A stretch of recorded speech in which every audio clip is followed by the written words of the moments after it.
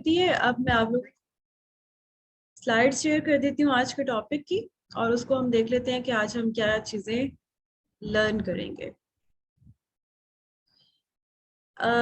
मुझे ये बताइएगा, आप सबको स्क्रीन नजर आ रही है? स्लाइड्स हैं जिसके ऊपर।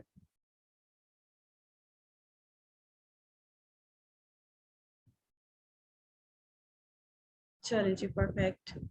स्क्रीन भी शेयर हो गई है, रिकॉर्डिंग भी ऑन हो गई है। अब हम सेशन को स्टार्ट कर लेते हैं। बिस्मिल्लाहिर्रहमानिर्रहीम। आज का जो टॉपिक है हमारा अमेज़न लिस्टिंग क्रिएशन है। शिपिंग प्लान को हम आज टच नहीं करेंगे, वो इंशाल्लाह कल के सेशन में कंप्लीट करके प्लस क्वेश्चन आंसर सेशन जो है वो हम कल स्टार्ट कर लेंगे। ठीक है, आज जो हमने टॉपिक कवर करना है इसके अंदर वो है जी understanding of Amazon listing. Basically listing होती क्या है। जब आपका इंडक्शन सेशन हुआ था या आपने इंट्रोडक्टरी सेशन लिया था तो उसमें आपको लिस्टिंग के बारे में बताया गया था कि इसके टाइटल होता है, बुलेट पॉइंट्स होते हैं, डिस्क्रिप्शन होती है। आज आप इसको मजीद डिटेल के अंदर स्टडी करेंगे। ठीक है, देन जब हमें लिस्टिंग क्रिएट करनी है तो उसके प्री रिक्विजिट्स क्या होते हैं, लाइक उसकी कैसे पहले से तैयारी की गई होगी, क्या चीजें उसमें रिक्वायर्ड होती हैं, क्या चीजें बिफोर लिस्टिंग क्रिएशन हमें रिक्वायर्ड होती हैं, इसको हम देखेंगे। देन हम जो है वो अंडरस्टैंड करेंगे कि एक ऑप्टिमाइज लिस्टिंग के कंपोनेंट्स कौन से हैं, यानी understanding of title, bullet points and description कैसे लिखी जाती है, ऑप्टिमाइज तरीके से कैसे लिखी जाती है। देन उसके बाद हम डिस्कस करेंगे जी 5665 एरर क्या होता है और उसको कैसे फिक्स किया जाता है। ठीक है, फिर ए प्लस कॉन्टेंट किसे कहते हैं, मुझे चैट देखने दें। लिस्टिंग अभी मिली है, आपको पता लग जाएगी, उसी पे ही सेशन है आपका। ठीक है, और हाउ टू क्रिएट लिस्ट, इसके अंदर मैं आपको एक लिस्ट क्रिएट करना है अमेज़न सेलर सेंटर पे दिखाऊंगी कि ये एक लिस्ट स्टेप बाय स्टेप कैसे क्रिएट की जाती है। तो ये आज के हमारे टॉपिक्स होंगे जो हमने कवर अप करने हैं। ठीक है, कुछ चीजें आपकी स्लाइड्स के ऊपर बेस कर रही हैं, आपको वहां से सीखने को मिलेगा, और बाकी की सारी चीजें आप प्रैक्टिकली, लाइक अभी जैसे मैं एक लिस्ट क्रिएट करूंगी तो मैं आपको बताऊंगी कि यूपीसी कोड्स क्या होते हैं, कहाँ लगाए जाते हैं, लिस्टिंग के अंदर कौन सा डाटा फिल किया जाता है, इमेजेस कहाँ अपलोड किए जाते हैं। ये सारा आपको स्टेप बाय स्टेप आज के लेक्चर के अंदर गाइड किया जाएगा। वॉइस ब्रेकिंग का इशू सबको आ रहा है या सिर्फ मिस आपदा परवीन को आ रहा है, मुझे बताइए। वॉइस परफेक्ट है, ऑल इज गुड, ओके। अच्छा, जिनको वॉइस में इशू आ रहा है ना वो काइंडली अपना इंटरनेट चेक कर लें। ठीक है, मे बी उसकी वजह से लैग आ रहा होगा।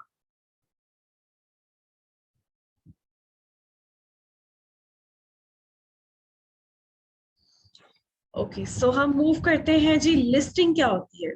अभी सवाल था लिस्टिंग किसे कहते हैं। अब आप कोई प्रोडक्ट जो आपने भी देखी है, हंट की है, अपनी क्राइटेरिया से मीट कर रही है, प्लस आपने उसको, फॉर एग्जांपल हम एज्यूम कर लेते हैं हमने एक अच्छी, आप सब जितने भी पार्टिसिपेंट्स इस वक्त ज्वाइन कर चुके हैं उन सबके पास लाइक 31 पार्टिसिपेंट्स हैं।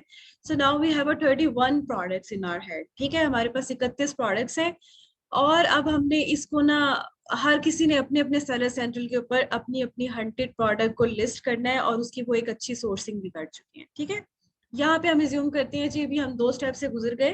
पहला स्टेप था हमारा अच्छी प्रोडक्ट ढूंढना, और दूसरा था उसको अच्छी प्राइस के ऊपर सोर्स करना। ये दोनों काम हमने कर लिए। अब हम जा रहे हैं उसको अमेज़न सेलर सेंट्रल के ऊपर लिस्ट करने। कोई भी प्रोडक्ट जो आप जब कीवर्ड लिखते हैं अमेज़न सेलर सेंट्रल के ऊपर, लाइक अगर आपने बाथ ट्रे लिखा तो आपको नंबर ऑफ प्रोडक्ट्स जो है वहां पे शो होती हैं।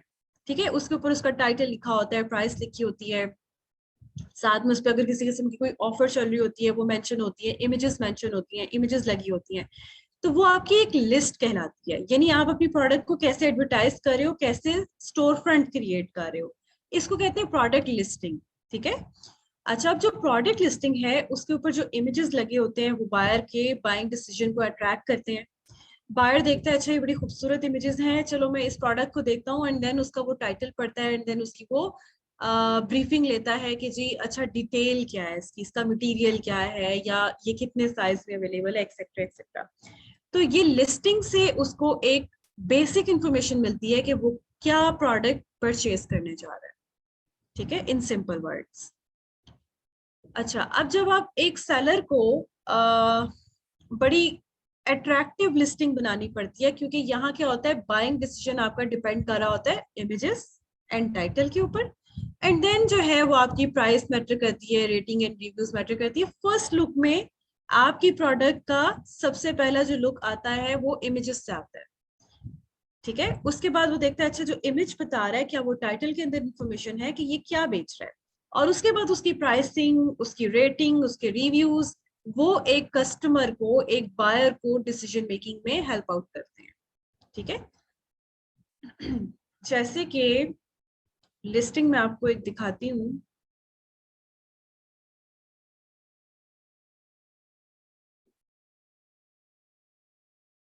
यहाँ पे आप सबको स्क्रीन नजर आ रही होगी amazon.co.uk की। यहाँ पे आके मैंने एक कीवर्ड लिखा बाथ ट्रे।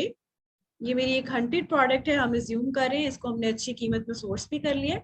हमने जब इसको यहाँ पे आके अमेजोन के पेज पे लिखा है, this is not the seller central, ये एक आम बायर अकाउंट है, उसके ऊपर जब आप लिखते हैं तो आपको नंबर ऑफ लिस्टिंग्स नजर आती हैं। स्पॉन्सर्ड में ऊपर कुछ नजर आती हैं, ये देखें आपको स्पॉन्सर्ड नजर आ रही है।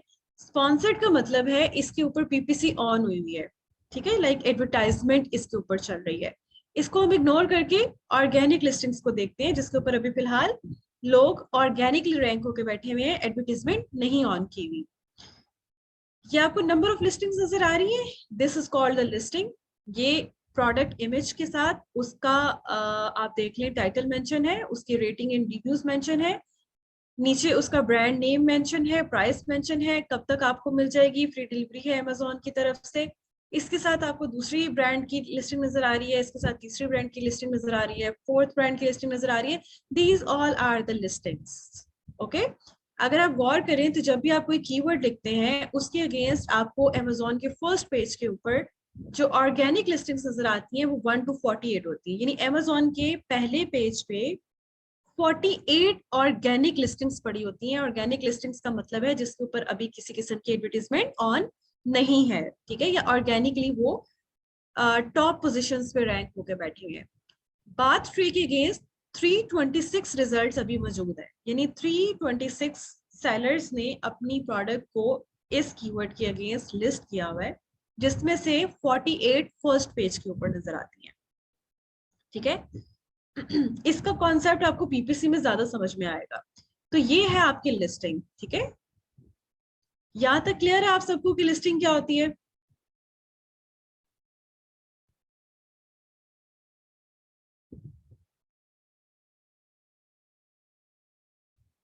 अच्छा, मैं बेसिक लेवल से आप लोगों को इसलिए भी बता रही हूँ कि मे बी मेजोरिटी जो है वो इसको पहले से ना जानती हो, सो दैट्स वाई मैं आप लोगों को डिटेल के अंदर हर चीज सिखा भी रही हूँ और बता भी रही हूँ।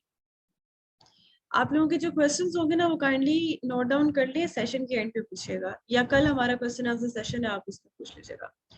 अब हम ये देख लेते हैं जी प्री रिक्विजिट्स क्या है अमेजोन लिस्टिंग क्रिएट करने के लिए। अब जैसे खवातीन कुकिंग स्टार्ट करती हैं तो कोई भी डिश बनाने से पहले उनके पास इंग्रेडिएंट्स होने जरूरी है, राइट, ऐसा ही है ना? ठीक है, चलिए हम खवातीन की मिसाल नहीं लेते, यहाँ पे मर्द हजरात थोड़ा सा मुस्कुरा रहे होंगे कि जी देसी एग्जाम्पल्स शुरू हो गई हैं। हम ऐसा करते हैं कि हम ये मिसाल ले लेते हैं कि कोई भी कारोबार शुरू करने से पहले उसका एक हम होमवर्क करते हैं, कहाँ पे आउटलेट खरीदनी है, क्या प्रोडक्ट लिस्ट करनी है, क्या बेचना है, कैसा इंटीरियर होगा, कैसी एडवर्टीजमेंट की जाएगी, किस किस को बुलाया जाएगा इनॉग्रेशन करते हुए, वगैरह वगैरह, ठीक है।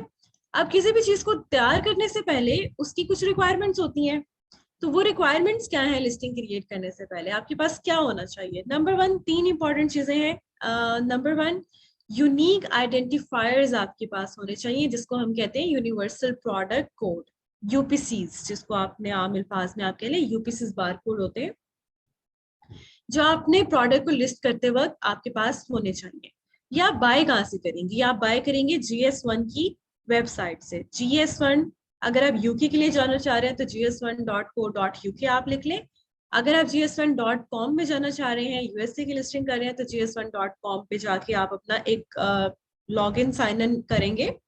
पहले तो आप रजिस्टर्ड होंगे, फिर आपको एक लॉगिन पासवर्ड मिल जाएगा, उसके अंदर आपने जाके अपना जो सूटेबल पैकेज होगा, क्या आपने 10 बार कोड्स खरीदने हैं, 20 बार कोड्स खरीदने हैं, 100 बार कोड्स खरीदने हैं, जो भी आपको सूटेबल पैकेज लग रहा होगा आप उसको सिलेक्ट करेंगे, अपनी इंफॉर्मेशन कंपनी की उसके अंदर ऐड ऑन करेंगे और आपके पास यूपीसीज नंबर्स की सूरत में भी आ जाएंगे। और अगर आप चाहें तो आप इस तरह का एक स्टिकर भी जनरेट कर सकते हैं। ठीक है, बहुत इजी है। साइन अप करेंगे, वहां से आपने अपनी मर्जी का पैकेज परचेज करना है, उसकी पेमेंट करनी है। पेमेंट के बाद आप अपनी कंपनी की इंफॉर्मेशन उसके अंदर ऐड ऑन करते हैं, क्या प्रोडक्ट है, आपकी कंपनी का नाम क्या है, कहाँ सेल कर रहे हैं, वगैरह वगैरह। वो करने के बाद आपके पास माय नंबर बैंक के अंदर ऑप्शन आती है कि जो आपने 10 बारकोड्स खरीदे हैं उसके अगेंस्ट अगर आप स्टिकर्स जनरेट करना चाहते हैं या ये इमेज जनरेट करना चाहते हैं वो आप इजीली कर सकते हैं। ठीक है, यूपीसीज बारकोड आपको GS1 की वेबसाइट से परचेज करने पड़ते हैं।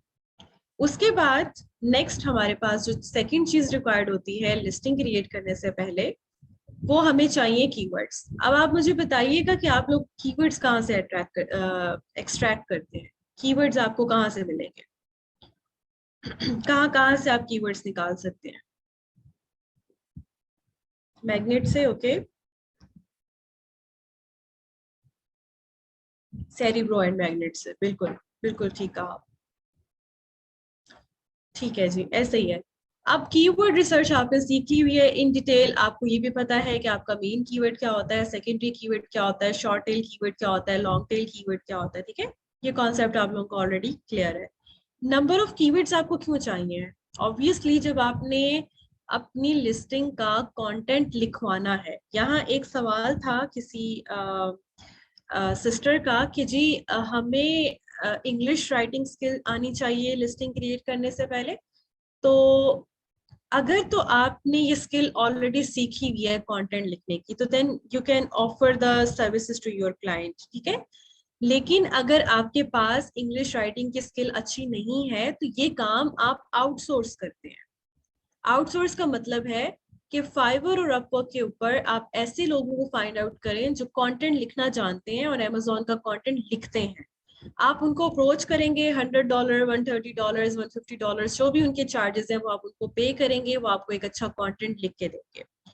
अब बात ये है कि आप कह रहे जी वो कंटेंट लिख के दे रहे हैं तो हम कीवर्ड रिसर्च क्यों करें? कीवर्ड रिसर्च आपके लिए इसलिए जरूरी है कि आप देख सकें कि क्या उन्होंने अच्छे कीवर्ड्स यूज किए थे कंटेंट में या नहीं किए। ठीक है, दूसरा आपने जो कीवर्ड्स निकाले हुए हैं आपने उनके ऊपर अपनी पीपीसी कैंपेन चलानी होती है, आपने एडवर्टाइजमेंट ऑन करनी होती है। पीपीसी के अंदर आपको इस चीज का भी कॉन्सेप्ट क्लियर होगा।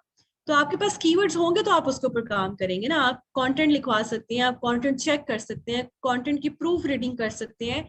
आपने अच्छे कीवर्ड्स निकाल के अपने पास रखे होंगे कि जनाब इनके ऊपर मैंने एडवर्टीजमेंट ऑन करनी है। तो जिसके ऊपर आपने एडवर्टीजमेंट ऑन करनी है वो आपके कंटेंट में मौजूद होंगे तो एडवर्टीजमेंट फ्रूटफुल होगी ना, वरना एडवर्टीजमेंट का कोई फायदा नहीं है। ठीक है, सो कीवर्ड्स कहाँ कहाँ यूज हो जाएंगे? आपकी प्रोडक्ट नेम यानी टाइटल के अंदर, बुलेट पॉइंट्स के अंदर आपके कीवर्ड्स यूज होंगे, डिस्क्रिप्शन के अंदर आपके कीवर्ड्स यूज होंगे, और बैक एंड सर्च टर्म्स। ये बैक एंड सर्च टर्म्स क्या होती हैं इसको भी मैं फर्दर एक्सप्लेन करूंगी आप लोगों को। ठीक है, उसके बाद third the most important thing जो आपको चाहिए लिस्टिंग क्रिएशन के टाइम पे, इमेजेस है, प्रोडक्ट इमेजेस। ठीक है, अब क्या होता है कि बाइंग डिसीजन के अंदर 90% रोल किसका होता है? तस्वीरों का, इमेजेस का। जो आपका ब्रेन है वो फौरन रिस्पॉन्स करता है विजुअल चीज की तरफ रादर देन कोई चीज रिटर्न में लिखी हो। ये एक ह्यूमन साइकी है, नेचुरल चीज है। अब आपके जो इमेजेस हैं वो हाई क्वालिटी के होने चाहिए, डिफरेंट एंगल्स से कैप्चर्ड होने चाहिए, उसके अंदर जो यूनिक सेलिंग पॉइंट्स हैं वो मेंशन्ड होने चाहिए ताकि बायर को पता लगे कि why you are, how you are different from others. ठीक है, सो इमेजेस के ऊपर आपको काम करना पड़ता है। अब सवाल अगला ये होगा आपका कि हम फोटोग्राफी खुद करेंगे?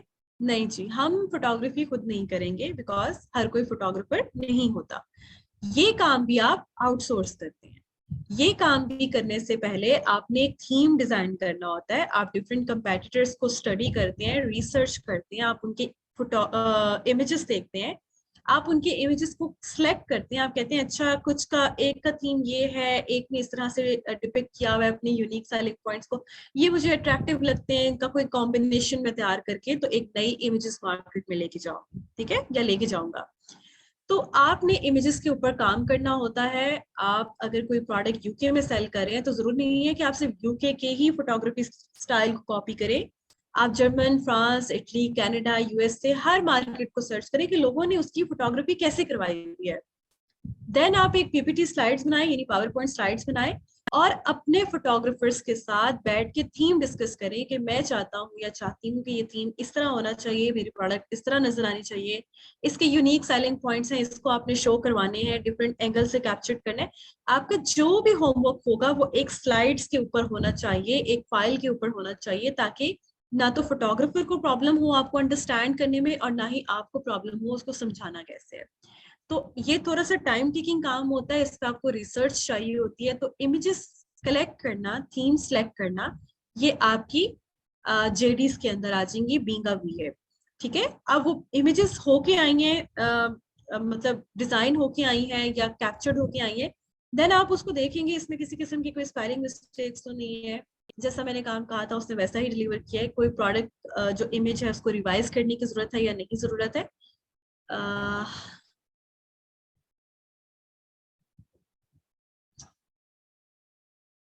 Okay, no issue.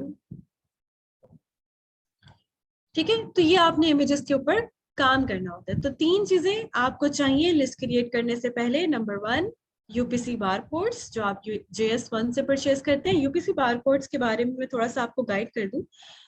हम एग्जांपल ले लेते हैं। कोई भी आप प्रोडक्ट परचेज करते हैं, आप किसी भी मार्ट पे जाते हैं या आपके मतलब किसी भी स्टोर पे जाते हैं, तो वहां आपने कोई प्रोडक्ट उठाई। फॉर एग्जांपल हम एक शैम्पू की मिसाल ले लेते हैं। ठीक है, सनसिल्क आपने ग्रीन सेलेक्ट कर लिया और आप उसको काउंटर तक लेके आए, तो वो क्या करेगा कि जो सनसिल्क ग्रीन की प्राइस है उसके पीछे जो लगा हुआ यूपीसी बारकोड है उसको वो स्कैन करेगा एंड देन कहेगा कि अच्छा इसकी ये प्राइस है। ठीक है, या उसको पता होगा चाहिए इस कंपनी की ये वाली प्रोडक्ट है, इसकी ये वेरिएशन इसने सेलेक्ट की है। तो आपके जो यूपीसी कोड होते हैं वो आपकी प्रोडक्ट के बारे में इंफॉर्मेशन दे रहे होते हैं।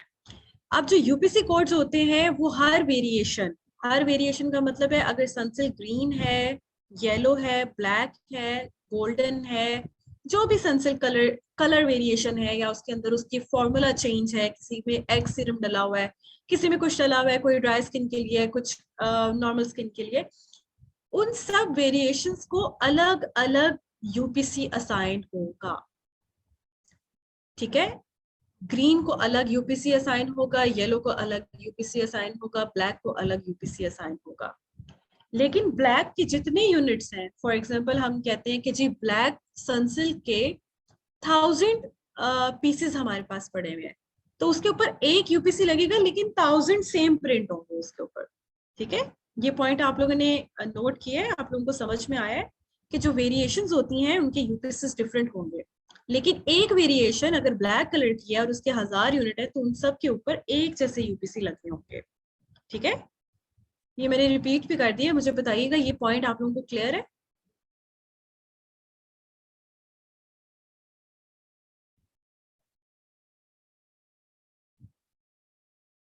ओके, ठीक है,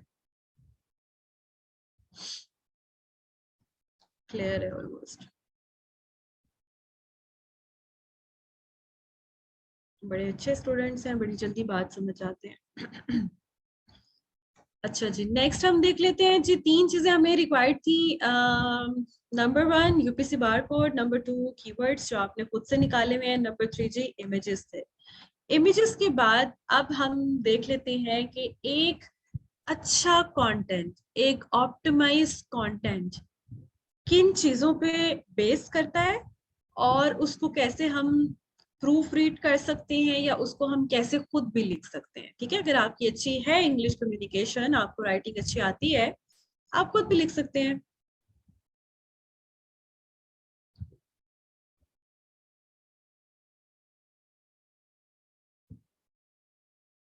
जी जी बिल्कुल, जितनी वेरिएशंस होंगी उतने आपको यूपीएस चाहिए।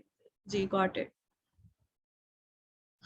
ओके, अब जी हम देख लेते हैं कि एक ऑप्टिमाइज कंटेंट। ऑप्टिमाइज का मतलब है जो एज पर अमेज़न पॉलिसी और इन टर्म्स एंड कंडीशंस के अकॉर्डिंग लिखा जाता है, और बड़ा इनरिच्ड होता है, और उससे बड़ी अच्छी सेल आती है, कन्वर्जन होती है। तो वो किन बेसिस के ऊपर होता है? देखिए, आपकी लिस्टिंग के अंदर सबसे पहले तो आपको टाइटल चाहिए कि जो आपने प्रोडक्ट दिखाई हुई है वो उसको थोड़ा सा एक्सप्लेन कर रही हो कि ये है क्या बेसिकली, ठीक है। फिर आपके इमेजेस आ जाते हैं। इमेजेस के अंदर काम कैसे करना है, अमेज़न पॉलिसी के अकॉर्डिंग हम किस तरह से इमेजेस लगाते हैं, सिलेक्ट करते हैं, ये भी अभी आप सीखेंगे। फिर जी आप ये देखेंगे कि जो आपके कीवर्ड्स हैं सर्च वॉल्यूम के लिहाज से उनको कहाँ कहाँ प्लेस किया जाए बुलेट पॉइंट्स के अंदर, ठीक है। और वो कीवर्ड्स जो बच गए हैं, जो लेफ्ट ओवर्स हैं या जो थोड़े लेस इंपॉर्टेंट हैं, उनको प्रोडक्ट डिस्क्रिप्शन में कहाँ यूटिलाइज करना है, ठीक है। कीवर्ड्स के ऊपर आपकी ऑलरेडी बात हो चुकी है। सर्च टर्म्स फील्ड में आपको बताऊंगी कि क्या होती है, इसका बेनिफिट क्या है और ये किस तरह से हमें हेल्प आउट करती है। प्रोडक्ट रिव्यूज एंड रेटिंग, इन तमाम चीजों के ऊपर आपकी प्रोडक्ट की जो आप कह लें कि क्वालिटी होती है या जो उसकी आप कह लें कि ऑप्टिमाइजेशन होती है वो डिपेंड करती है, ठीक है। तो अब हम देख लेते हैं वन बाय वन स्लाइड्स के थ्रू कि ये डिस्क्रिप्शन क्या है इसकी। जी, प्रोडक्ट टाइटल क्या होता है? प्रोडक्ट टाइटल जब आप लिखते हैं तो वो एटलीस्ट आपका जो है वो 200 कैरेक्टर्स तक होना चाहिए, उससे ज्यादा ऊपर नहीं होना चाहिए, ठीक है। और इसके अंदर जो भी आप स्पेस ऐड करेंगे वो एज अ कैरेक्टर इंक्लूड होती है। सारे के सारे वर्ड्स आपने कैप्स लॉक में नहीं लिखने, यानी कैपिटल लेटर में नहीं लिखने। जो फर्स्ट लेटर होगा हर वर्ड का वो आप कैपिटलाइज लिखेंगे, लाइक बड़ा लिखेंगे। अदरवाइज जितने भी बाकी के वर्ड्स हैं वो आपके स्मॉल लेटर्स में होंगे। जो आपकी इसके अंदर प्रेपोजिशन, कंजंक्शंस और आर्टिकल्स यूज होते हैं वो बेसिकली जैसे इन, एंड, ओवर, द, फॉर, इस तरह के जो वर्ड्स हैं वो आप स्मॉल लेटर्स में लिखेंगे। उनका भी आपने जो फर्स्ट लेटर है वो कैप्स में नहीं लिखना। अगर आपकी प्रोडक्ट ऐसी है जिसमें आपने कोई न्यूमेरिक वैल्यू यूज करनी है, लाइक पैक ऑफ 2 है, पैक ऑफ 6 है, पैक ऑफ 8 है, तो आपने TWO2 नहीं लिखना, THRW3 नहीं लिखना, आपने न्यूमेरिक वैल्यू डालनी है, ठीक है, ताकि पढ़ने वाला इजीली अंडरस्टैंड कर सके। टाइटल के अंदर आपकी एटलीस्ट मिनिमम इतनी इंफॉर्मेशन होनी चाहिए कि वो बाइंग डिसीजन में हेल्प आउट कर सके कि आप बेच क्या रहे हैं। कभी भी आपने अपनी प्रोडक्ट के टाइटल के अंदर खुद को बेस्ट सेलर और हॉट आइटम का खिताब नहीं देना, ये प्रोहिबिटेड है, ये अमेज़न की टर्म्स एंड पॉलिसीज के खिलाफ है। अगर आपने अपने टाइटल को थोड़ा ब्रेक करना है, पढ़ने वाले को आसानी हो जाए, तो आप commas, forward slash, hyphens use करके उसको थोड़ा ब्रेक कर सकते हैं ताकि अंडरस्टैंडेबल हो जाए कि आप कहना क्या चाह रहे हैं टाइटल के अंदर। ऐसा ना हो कि सिर्फ कीवर्ड्स डाले हुए हैं, कोई सेंस ही नहीं बन रही। इट शुड मेक सेंस और उसको थोड़ा सा आपने अच्छे तरीके से लिखना है कि पढ़ने वाला इजीली अंडरस्टैंड कर सके कि आप क्या बेच रहे हो, ठीक है, what you are going to cell.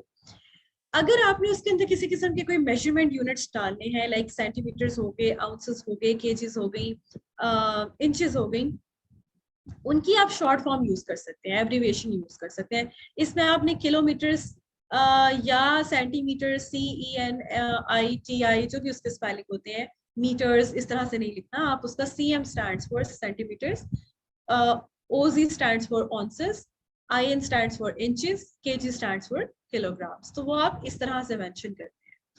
आपने अपनी मर्चेंट की कोई इंफॉर्मेशन नहीं डालनी टाइटल के अंदर कि made from UK, made from China, made from USA, etcetera etcetera. किसी किस्म की मर्चेंट की इंफॉर्मेशन यानी सप्लायर की इंफॉर्मेशन आपने उसके अंदर ऐड नहीं करनी, ठीक है। जो आपने हर इंडिविजुअल वेरिएशन के अगेंस्ट, अगर आपकी को कलर वेरिएशन है या साइज वेरिएशन है, तो वो टाइटल के अंदर आपने जो प्रोडक्ट का मेन टाइटल होता है उसके अंदर नहीं डालना। हाँ, अगर ब्लैक की वेरिएशन बेच रहे हैं और ब्लैक कलर का जब आप लिस्ट बनाएंगे तो उसके टाइटल में आप कलर ब्लैक मेंशन कर दें। अदरवाइज जो मेन लिस्टिंग होती है उसके अंदर आपको किसी किस्म के भी साइजेस और कलर्स मेंशन करने की जरूरत नहीं है। अगर आप अपनी स्क्रीन पे देखें, यहाँ पे लिखा हुआ है बैक स्क्रैचर, कॉमा, ये एक मेन कीवर्ड है, ठीक है। इसका सर्च वॉल्यूम कोई 7000 6000 के करीब था, ठीक है। अब जो मेन कीवर्ड है ना वो आपके टाइटल पे कहीं ना कहीं यूज होता है, लाजिम है। आप देखेंगे कि आप लोगों ने जब मैग्नेट में नहीं, ब्लैक बॉक्स के अंदर जब प्रोडक्ट निकालती थी तो आपको टाइटल मिलते थे और टाइटल में से आप मेन कीवर्ड निकालते थे अपने जहन के मुताबिक, और फिर उस मेन कीवर्ड को आप वेरीफाई करते थे मैग्नेट या सेरिब्रो से कि ये मेन कीवर्ड है या नहीं है। तो टाइटल के अंदर मेन कीवर्ड यूज करना लाजिम है, ठीक है। सो मेन कीवर्ड यूज हो गया यहाँ पे। अब उसमें बताया है कि ये जी बियर क्लॉ टेलीस्कोपिक है।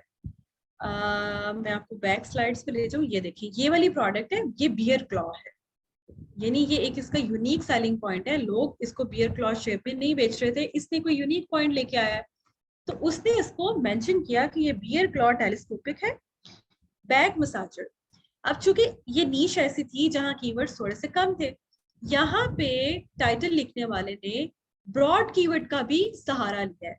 तो इन केस अगर आपकी प्रोडक्ट ऐसी सिलेक्ट हो गई थी, या आपके पास ऐसा क्लाइंट आया जिसकी इस तरह की प्रोडक्ट थी जिसमें कीवर्ड ज्यादा नहीं है, तो आप कहीं ना कहीं मेन कीवर्ड के अलावा ब्रॉड कीवर्ड का सहारा भी ले सकते हैं। लेकिन it's not that much recommended. अगर आपके पास अच्छे कीवर्ड्स हैं और रेलिवेंट, सुपर रेलिवेंट कीवर्ड्स हैं, तो try to put them first, ठीक है, उनको आप पहले डालने की कोशिश करें। अच्छा, अब उसके बाद लिखा हुआ है जी tool with soft rubber handles. पढ़ने वाले को समझ आ रहा है, अच्छा ये हार्ड नहीं होगा, ये एक सॉफ्ट रबर का हैंडल है इसका। एक्सटेंडेबल टेलीस्कोप बैक स्क्रेचर, ये इसका एक सुपर रेलिवेंट कीवर्ड है। Eliminating bad itching for both human and pets. पढ़ने वाले को समझ आ रहा है, अच्छा जी अगर हम इंसानों के लिए खरीदते हैं तो भी काम करेगा, पेट्स के लिए अगर हम लेना चाहें तो ये चलता है, ये भी चलेगा। लेकिन यहाँ पे जो इसका ब्लैक कलर है, ये अगर इसकी वेरिएशन के साथ लिखा जाए तो विच इज क्वाइट गुड। लेकिन अगर आप मेन कीवर्ड का मेन प्रोडक्ट लिस्टिंग का टाइटल लिखते हैं तो फिर यहाँ तक ये टाइटल खत्म हो जाना चाहिए। अब आप देखें कि ये एज पर अमेज़न पॉलिसी है, बी का बैक का बी कैप्स में है, स्ट्रेचर का एस जो है वो कैप्स में है, जो उसके अंदर उन्होंने इजआरएम यूज किया हुआ है, फॉर यूज किया हुआ है, यहाँ पे ये देखिए फॉर, ये स्मॉल में लिखा हुआ है, ठीक है। तो यहाँ आपको टाइटल लिखने की सेंस बता दी गई है। अब आपके पास अगर टाइटल लिखा हुआ आता है तो आप देख के बता सकते हैं ये ऑप्टिमाइज टाइटल है या नहीं है, ठीक है। आप उसकी ऑप्टिमाइजेशन आप चेक कर सकते हैं, आप देखेंगे अच्छा किस तरह से मेंशन किया हुआ है, क्या सारे कीवर्ड्स बस डाल दिए हुए हैं कि सेंस ही कोई नहीं बन रही, पढ़ने वाले को इजीली अंडरस्टैंडेबल है कि क्या प्रोडक्ट बिक रही है, कैसे इसने कीवर्ड्स की प्लेसमेंट की हुई है। तो ये चीजें आपने अपने टाइटल को भी ऑब्जर्व करना है। अगर लिखा हुआ आया है आपके पास या अगर खुद लिख रहे हैं तो इन बातों का आपने ख्याल रखना है, ठीक है। यहाँ तक क्लियर है आप लोगों को? नहीं जी, हम कॉपी पेस्ट नहीं कर सकते किसी भी प्रोडक्ट की, सप्लायर की, किसी भी कंपैटिटर की कंटेंट को हम कॉपी पेस्ट नहीं कर सकते, आप पे केस भी हो सकता है।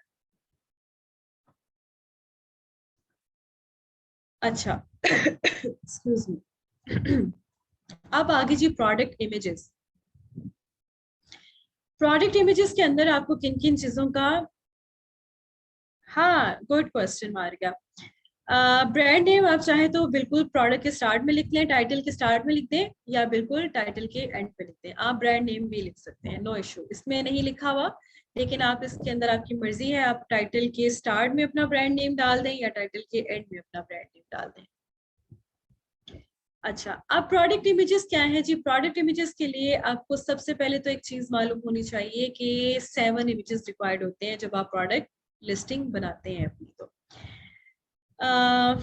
सबसे पहला पॉइंट कि आपका जो प्रोडक्ट है वो एक्यूरेटली वो प्रोडक्ट शो होना चाहिए जो आप बेच रहे हैं, इतनी उसके अंदर एडिटिंग ना हुई हो कि कलर ही चेंज हो जाए, ठीक है। प्लस उसके जो फीचर्स हैं वो क्लियरली विजिबल होने चाहिए। इमेजेस जो हैं वो आपके टाइटल के साथ मैच होने चाहिए, जो चीज आपने टाइटल में लिखी हुई है वही आपके इमेजेस के अंदर नजर आनी चाहिए। जब आपने गौर किया होगा कि जब आप अपना कर्सर प्रोडक्ट इमेज के पास लेके जाते हैं लिस्टिंग के ऊपर तो वो उसको जूम इन जूम आउट करती है, राइट। उसके लिए आपकी जो पिक्सल्स होते हैं वो एज पर अमेज़न पॉलिसी होने चाहिए 1600 पिक्सल से लार्जर नहीं होना चाहिए लॉन्गर साइड, ठीक है। यानी उसकी जो लेंथ है वो 1600 पिक्सल से अब आप नहीं होनी चाहिए, ठीक है। और आपकी जो इमेजेस की जो ओवरऑल पिक्सल्स हैं लेंथ विड्थ डाल के 10,000 तक। अच्छा, ये जो अगली स्लाइड के अंदर आपको वो प्रॉपर एक जो मिनिमम रिक्वायरमेंट होती है वो मैं आपके साथ शेयर कर देती हूँ। इमेजेस एक्सेप्टेबल किस किस फॉर्म में होते हैं? जेपीईजी में भी होता है, टीआईएफएफ में भी होता है, जीआईएफ में भी होता है, बट ज्यादा रिकमेंडेड क्या है, जेपीईजी। ठीक है, इसके अंदर आपका इमेज फॉर्मेट होना चाहिए। इमेज के अंदर किसी किस्म की न्यूडिटी या सेक्सुअल जो सजेस्टिव चीजें होती हैं वो शो नहीं होनी चाहिए। ठीक है, वो बिल्कुल आपने अवॉइड करनी है। बहुत साफ सुथरा फोटोशूट करवाना है आपने। अच्छा, ये रिक्वायरमेंट है आपकी। Use image with a minimum size of 1000 multiply by 500 length into width. ये आपके प्रोडक्ट की इतने पिक्सल्स होने चाहिए। जो मेन इमेज होगा आपका, उसका जो बैकग्राउंड है it must be pure white. ठीक है, अब आपकी वाइट प्रोडक्ट है और वाइट बैकग्राउंड है, आपने कैसे शो करवाना है, ये अब आपकी अपनी क्रिएटिविटी है कि आपने वाइट प्रोडक्ट को वाइट बैकग्राउंड के ऊपर कैसे शो करना है। ठीक है, समटाइम्स ऐसा होता है, जैसे अगर आप कह लें कि टेक्सटाइल जो है वो नीश के अंदर Amazon आपको अलाउ कर देता है कि अगर कोई वॉल है या अगर कोई बेड सेट है और आप कोई बेड कवर बेच रहे हो, तो आपने खूबसूरत सी वॉल और बेड कवर और बेड दिखाया हुआ है अपने मेन इमेज में, वो इसको एक्सेप्ट कर लेता है। लेकिन समटाइम्स उसकी आपकी लिस्टिंग को सप्रेस्ड भी कर देता है कि जी ये वाइट बैकग्राउंड पे नहीं है, आपका जो प्रोडक्ट है वो वाइट बैकग्राउंड पे होना चाहिए। तो इसलिए बिफोर हैंड आपने 3-4 डिफरेंट एंगल से अपने प्रोडक्ट को वाइट बैकग्राउंड के ऊपर शो करना है। मैं क्यों कह रही हूँ 3-4 आपके पास इमेजेस ऐसे होने चाहिए, देखिए 7 तो आपने टोटल लगाने हैं, 7 से ऊपर भी आपने तकरीबन 3-4 अपने पास रखने हैं। हम क्यों रखते हैं एक्स्ट्रा, मैं आपको क्यों कह रही हूँ कि डिफरेंट एंगल से कैप्चर करें, वो इसलिए कह रही हूँ कि एक प्रोडक्ट आपने फॉर एग्जाम्पल कोई प्रोडक्ट मेरे पास यहाँ पे पड़ी हो, चले मैं ये डिवाइस ले लेती हूँ जोंग की। ठीक है, पूरे जो अमेजोन का पेज है उसके ऊपर कंपेटिटर्स ने डिवाइस ऐसे लगाई हुई है, हर एक ने 1 2 3 4 वाइट बैकग्राउंड है और इसके ऊपर डिवाइस इस तरह से रखी हुई है। अब आप देख रहे हैं कि सब एक जैसा जो है वो एंगल कैप्चर कर रहे हैं, तो मुझे थोड़ा सा डिफरेंट कैप्चर करना है। आप इसको इस तरह टिल्ट करके राइट या लेफ्ट टिल्ट करके लगा सकते हैं, या आप इसको टेबल पे रख के इस तरह से कैप्चर करवा सकते हैं। अच्छा, अब आपने डिफरेंट एंगल्स कैप्चर करवाए हैं और अब आप क्या करेंगे, वन बाय वन वो जो मेन इमेज है आप चेंज करते हैं अपनी लिस्टिंग में। आप देखते हैं कि मेरे जो मैंने पीपीसी रन की हुई है उसके ऊपर क्लिक्स किस पे पड़ रहे हैं। प्रोडक्ट ऐसे रखने पे मुझे ज्यादा क्लिक्स पड़ रहे हैं, या कन्वर्जन हो रही है, या क्लाइंट मेरी प्रोडक्ट को देख रहे हैं या लाइक कर रहे हैं या मेरी लिस्ट पे आ रहे हैं, ऐसे रखने पे आ रहे हैं, ऐसे रखने पे आ रहे हैं, या ऐसे रखने पे आ रहे हैं। तो इससे आप डिसाइड करते हैं कि लोग क्या चीज पसंद कर रहे हैं, आपकी प्रोडक्ट कहाँ अट्रैक्टिव लगती है, तो वो किस एंगल पे अट्रैक्टिव लगती है, तो लोग आपकी प्रोडक्ट के ऊपर क्लिक करते हैं। तो आपका जो क्लिक थ्रू रेट होता है या जो आपकी कन्वर्जन होती है वो आपके प्रोडक्ट इमेज के फर्स्ट इमेज के ऊपर डिपेंड कर रही होती है। देन आपका सेकंड इमेज आता है जिसके अंदर आप साइजेस वगैरह दिखा सकते हैं कि जी ये इतनी लेंथ है, इसकी इतनी विड्थ है। देन आपका थर्ड इमेज ऐसा आता है जिसमें आप यूनिक सेलिंग पॉइंट्स दिखा रहे होते हैं इन्फोग्राफिक्स के थ्रू। ठीक है, आप ग्राफिक डिजाइनर से कहते हैं कि इसके अंदर डिफरेंट डिफरेंट जो है वो आप लगाओ, इन्फोग्राफिक्स ऐड करो और डिफरेंट तरीके से दिखाओ मेरी प्रोडक्ट को, कि लोग उसके यूनिक सेलिंग पॉइंट्स को चेक कर सकें कि इसके अंदर क्या क्या चीजें हैं। फोर्थ एंड फिफ्थ इमेज आप कहते हैं लाइफस्टाइल हमने दिखाना है। लाइफस्टाइल क्यों दिखाना है जी, प्रोडक्ट का यूजेज होता हुआ दिखाना है ताकि पता चले ये प्रोडक्ट इस्तेमाल कैसे की जाती है। ठीक है, फिफ्थ के अंदर आप उसकी जो भी बेनिफिट्स आप बताना चाह रहे हैं आप वो बता दें। ठीक है, एंड जो 6th एंड 7th है उसके अंदर आप उसको, अगर आपकी कोई केयर इंस्ट्रक्शंस है, मशीन वॉशेबल है नहीं है, कैसे यूज करना है, कैसे इसको एहतियात से लिखना है, वो तमाम पॉइंट्स उसके अंदर आप दिखा सकते हैं। तो 7 इमेजेस आपके डिपेंड कर रहे होते हैं जिसके अंदर आपने इन्फोग्राफिक्स भी करनी है, मेन इमेज आपका वाइट बैकग्राउंड पे होना चाहिए, आपने साइजेस भी बताने हैं, आपने इन्फोग्राफिक्स भी दिखाने हैं, बेनिफिट्स एंड फीचर्स भी आपने दिखाने हैं, मशीन वॉशेबल है, हैंड वॉशेबल है, केयर इंस्ट्रक्शंस है किसी किस्म की, वो आप लास्ट इमेज पे दिखाते हैं। ठीक है, इसमें आप वीडियो भी अपलोड कर सकते हैं। जब आप वीडियो अपलोड करेंगे तो 6 इमेजेस नजर आएंगी और 7 वाले के ऊपर आपकी वीडियो नजर आ रही है। अक्सर आपने प्रोडक्ट्स जब सर्च करे होंगे तो उसके ऊपर देखा होगा। तो ये आपके प्रोडक्ट इमेजेस के ऊपर आपको मैंने ऑलरेडी बता दिया कि आपने फोटोग्राफी से काम कैसे करवाना है, उसको कैसे आपने अपना आइडिया शेयर करना है, कैसे वो काम करके आपको डिलीवर करेगा, आप उसको चेक करेंगे एंड देन आप लिस्टिंग क्रिएट कर सकते हैं। उसके बाद आ जाए जी आप कीवर्ड प्रोडक्ट फीचर्स के ऊपर। इन्फोग्राफिक मींस क्या होता है जी, चलें जी इतना बेसिक सवाल भी आपको इसका जवाब दे देते हैं।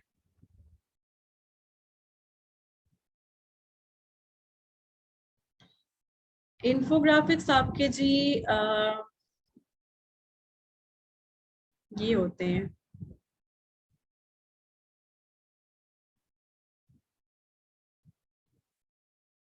ये होते हैं आपके इन्फोग्राफिक्स ये, ठीक है। Premium quality, work with all bath sizes, 100% natural bamboo, durable, eco friendly. ये सर्कल्स के अंदर उन्होंने साइंस डाले हुए हैं और साइंस के नीचे उसकी एक्सप्लेनेशन लिखी हुई है, एंड देन एरोस लगा के बताया हुआ है कि टेबलेट एंड बुक स्टैंड है, ये वाइन ग्लास होल्डर है, यहाँ पे आप देखें तो कैंडल एंड कप स्लॉट है, देन आप देखें तो वो डिटेक्टेबल स्पा ट्रे है और मोबाइल होल्डर, ठीक है। ये आपका इन्फोग्राफिक इमेज होता है और ये मेन इमेज वाइट बैकग्राउंड के ऊपर यूज हुआ हुआ है।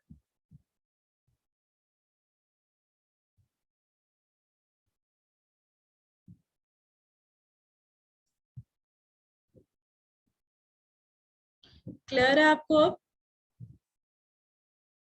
अच्छा, अब की प्रोडक्ट फीचर्स हम देख लेते हैं जी। की प्रोडक्ट फीचर्स क्या है? आपके बुलेट पॉइंट्स। यहाँ देखें, जब आप एक टाइटल लिखते हैं, मतलब एक प्रोडक्ट के ऊपर क्लिक करते हैं, उसकी आपके पास टाइटल लिखा हुआ आ जाता है, प्राइस आ जाती है, उसकी रिव्यूज रेटिंग आ जाती है, ये अंदर वेरिएशंस दिखा रहा है कि जी कितने कलर्स में दस्तयाब है, कौन से सेट्स दस्तयाब है, ठीक है। देन अबाउट दिस आइटम के अंदर आपके यहाँ पे बुलेट पॉइंट्स आ रहे होते हैं, ये बुलेट पॉइंट्स है आपके। बुलेट पॉइंट्स में जो सबसे इंपॉर्टेंट, सबसे जेन्युइन फीचर होता है वो आपने टॉप ऑफ द लिस्ट लिखना होता है। उसके अंदर आपने वो कीवर्ड्स यूज करने होते हैं जो सुपर रेलिवेंट होते हैं, अच्छे सर्च वॉल्यूम वाले होते हैं। देन आप सेकंड बुलेट पॉइंट पे आते हैं जहां आपने उससे लेस इंपॉर्टेंट इंफॉर्मेशन लिखनी होती है, वहां आप थोड़े से कम सर्च वॉल्यूम वाले कीवर्ड्स डाल दें, ठीक है। उससे कम, फिर उससे कम एंड उससे कम, लास्ट वाले के ऊपर अगर आपने कोई केयर इंस्ट्रक्शन देनी है या ये कोई गिफ्ट आइटम है या आप इसको क्लेम कर सकते हैं, कोई गारंटी दे रहे हैं आप, तो वो आप उसके अंदर ऐड ऑन कर सकते हैं। जो आपके की प्रोडक्ट फीचर्स लिखने के लिए जो आपको उसने करेक्टर्स असाइन किए होते हैं वो तकरीबन 1000 होते हैं, और 5 बुलेट पॉइंट्स आपके लिए लाजिम होते हैं लिखवाना या लिखना, ठीक है। 5 बुलेट पॉइंट्स के अंदर सबसे इंपॉर्टेंट चीज पहले आएगी, उससे लेस इंपॉर्टेंट बाद में आएगी, उससे लेस इंपॉर्टेंट बाद में आएगी, उससे लेस इंपॉर्टेंट बाद में आएगी, ठीक है। उसके अंदर आपने कीवर्ड्स की प्लेसिंग करनी होती है, अच्छे कीवर्ड्स पहले यूटिलाइज करें, मेन कीवर्ड को इतना ज्यादा इस्तेमाल ना करें, टाइटल में कर लें, एक दो दफा बुलेट्स में कर लें एंड एक आधी दफा डिस्क्रिप्शन में कर लें। बाकी जो आपके इससे ज्यादा अच्छे कीवर्ड्स पड़े हुए हैं या अच्छे सर्च वॉल्यूम वाले सुपर एलिवेंट कीवर्ड्स पड़े हुए हैं, वो आप यूटिलाइज करें अपने बुलेट्स पॉइंट के अंदर, ठीक है। टाइटल के अंदर जो यूज कर लिए, उसके बाद जो लेफ्ट ओवर्स हैं वो बुलेट्स में यूज होंगे, उसके बाद जो लेफ्ट ओवर कीवर्ड्स हैं वो आपके डिस्क्रिप्शन के अंदर यूज होंगे। आपका जो पहला लेटर होगा वो कैप्स में होना चाहिए, ठीक है। बुलेट पॉइंट के अंदर आपने अपने एट्रीब्यूट्स और फीचर्स को ज्यादा हाईलाइट करना है। किसी किस्म की इंफॉर्मेशन लाइक आपको सेम डे डिलीवरी मिल जाएगी, या हमारी बेस्ट प्राइस है, या हम बेस्ट सेलर्स हैं, या हम हॉट प्रोडक्ट बेच रहे हैं, इस तरह की कोई भी आपने इंफॉर्मेशन उसके अंदर ऐड ऑन नहीं करनी, सप्लायर की इंफॉर्मेशन ऐड ऑन नहीं करनी। बुलेट जब आप एंड करते हैं तो उसके आगे डॉट नहीं लगाना, फुल स्टॉप नहीं लगाना, उसको आपने ओपन छोड़ देना। यहाँ गलती है, यहाँ हर पॉइंट के आगे डॉट लगा हुआ है as per English grammar rule. जब बुलेट खत्म किया जाता है या बुलेट लिखा जाता है तो उसके आगे फुल स्टॉप नहीं लगता, ठीक है। तो ये आपने इस तरह से अपने बुलेट पॉइंट्स लिखने हैं। 5 आपको अलाउ होते हैं हर बुलेट पॉइंट, जैसे आपको टोटल 1000 कैरेक्टर्स अलाउ है तो आप हर बुलेट पॉइंट 200 कैरेक्टर्स का लिख सकते हैं, ठीक है। उसके बाद आपकी प्रोडक्ट डिस्क्रिप्शन आ गई है, चाहे तो आप उसको HTML कोडिंग करवा लें, जब आप लिखवाएंगे किसी भी कंटेंट राइटर से तो वो आपको HTML कोडिंग करके देते हैं। HTML कोडिंग का मतलब ये होता है कि अगर आपने किसी किस्म की स्पेसिंग डलवाई है, कुछ चीजें बोल्ड करवाई हैं, कुछ हाईलाइट करवाई हैं, वो एज इट इज आप उनकी कोडिंग के साथ अपलोड कर देते हैं तो वो इसी तरह से नजर आती है, ठीक है।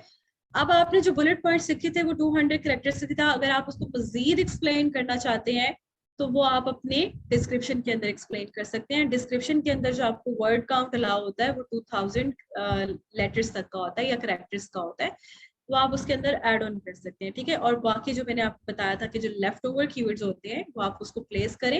इनफॉर्मल वे में आप प्रोडक्ट डिस्क्रिप्शन लिख सकते हैं, hey you are looking to या you are going to buy this product or waiting for this product etc etc। Informal वे के अंदर आप अपनी प्रोडक्ट को आप मजीद एक्सप्लेन कर सकते हैं, ठीक है।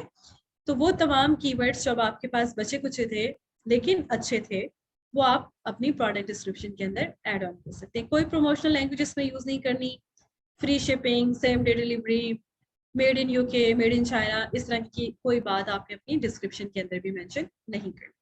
कीवर्ड्स के ऊपर मैं ऑलरेडी आपसे बात कर चुकी हुई हूँ। अब आ जाते हैं हम बैक एंड सर्च टर्म्स के ऊपर। ये बैक एंड सर्च टर्म्स क्या होती हैं जी? बैक एंड सर्च टर्म्स आपकी नई सर्च टर्म्स बनाने में आपको हेल्प आउट कर रही होती है। ठीक है, बैक एंड सर्च टर्म्स के अंदर ये होता है कि आपने वो वर्ड, जो वर्ड भी और कीवर्ड भी जो आपने अपने कंटेंट में यूज किया था, वो आपने अपनी बैक एंड सर्च टर्म्स के अंदर यूज नहीं करना। ठीक है, जो वर्ड या कीवर्ड, जैसे अगर आप पिलो प्रोटेक्टर्स पे काम कर रहे थे तो पिलो का वर्ड आप अपने कंटेंट में यूज कर चुके हुए हैं और प्रोटेक्टर का वर्ड भी आप अपने कीवर्ड के अंदर या कंटेंट के अंदर यूज कर चुके हुए हैं। तो पिलो प्रोटेक्टर्स का वर्ड आप अपनी बैक एंड सर्च टर्म्स के अंदर नहीं लिखेंगे। ठीक है, वो वर्ड्स जो आपके कंटेंट के अंदर शामिल नहीं थे, बेशक वो जेनेरिक वर्ड है, वन वर्ड है, टू वर्ड है, थ्री वर्ड्स हैं, जितने वर्ड्स हैं वो आप उसके अंदर अपनी सर्च टर्म्स के अंदर ऐड ऑन करेंगे। उसमें भी आपने इस चीज का ख्याल रखना है कि ये आपस में रिपीट ना करें। लाइक अगर हम एग्जांपल लेते हैं कि आप क्या प्रोडक्ट बेच रहे थे, बाथ ट्रे। ठीक है, तो ट्रे का जो वर्ड है वो आपने अपने कंटेंट में कहीं यूज नहीं किया हुआ, हम ये अभी ज्यूम कर रहे हैं। कंटेंट का वर्ड, ट्रे का वर्ड अभी आपने अपने कंटेंट के अंदर यूज नहीं किया हुआ और आपने यहाँ बैक एंड सिस्टम के अंदर ट्रे का वर्ड यूज कर लिया। अब ट्रे वुडन ट्रे भी हो सकती है, प्लास्टिक ट्रे भी हो सकती है, बाथ ट्रे भी हो सकती है, किचन ट्रे भी हो सकती है, और आपको वो वर्ड्स मिल रहे हैं। तो जो ट्रे का वर्ड था वो आप एक दफा यूज करेंगे, अगला आप किचन का वर्ड डाल लें, ठीक है, अगला आप प्लास्टिक का वर्ड डाल लें, लेकिन ट्रे को आप यहाँ पे दोबारा रिपीट नहीं करेंगे। तो जो वर्ड आपने सर्च टर्म्स के लिए निकालना है, बैकेंड सर्च टर्म्स के लिए, ना तो वो कंटेंट के साथ रिपीट हो रहा हो, ना वो with in this framework repeat हो रहा हो। मुझे पता है अभी कंफ्यूजन है आप लोगों के लिए, मैं अभी आप लोगों को दिखाती हूँ कि सर्च टर्म बनती कैसे है। ठीक है, इसका फायदा क्या है पहले ये नोट कर लें। इसका फायदा ये है कि जो वर्ड आपने मिस किए होते हैं कंटेंट के अंदर, वो आप अपनी सर्च टर्म्स के अंदर डाल रहे होते हैं, और जब वो वर्ड बायर की सर्च टर्म से मैच करता है तो वो एक नया वर्ड जनरेट करने में आपको मदद देता है। या जो बायर लिख रहा होता है, आपकी लिस्ट उसके साथ मैच कर रही होती है, तो आपकी कहीं ना कहीं कन्वर्जन इसके ऊपर डिपेंड कर रही होती है। तो बैक एंड सर्च टर्म्स के ऊपर आपकी कन्वर्जन डिपेंड कर रही होती है, और ये नई सर्च टर्म्स को मार्जे वजूद में लेके आने के लिए आपको हेल्प आउट करता है। अब मैं आपको एक चीज दिखाती हूँ जी, बैक एंड सर्च टर्म्स बनाते कैसे हैं। एक मिनट जी।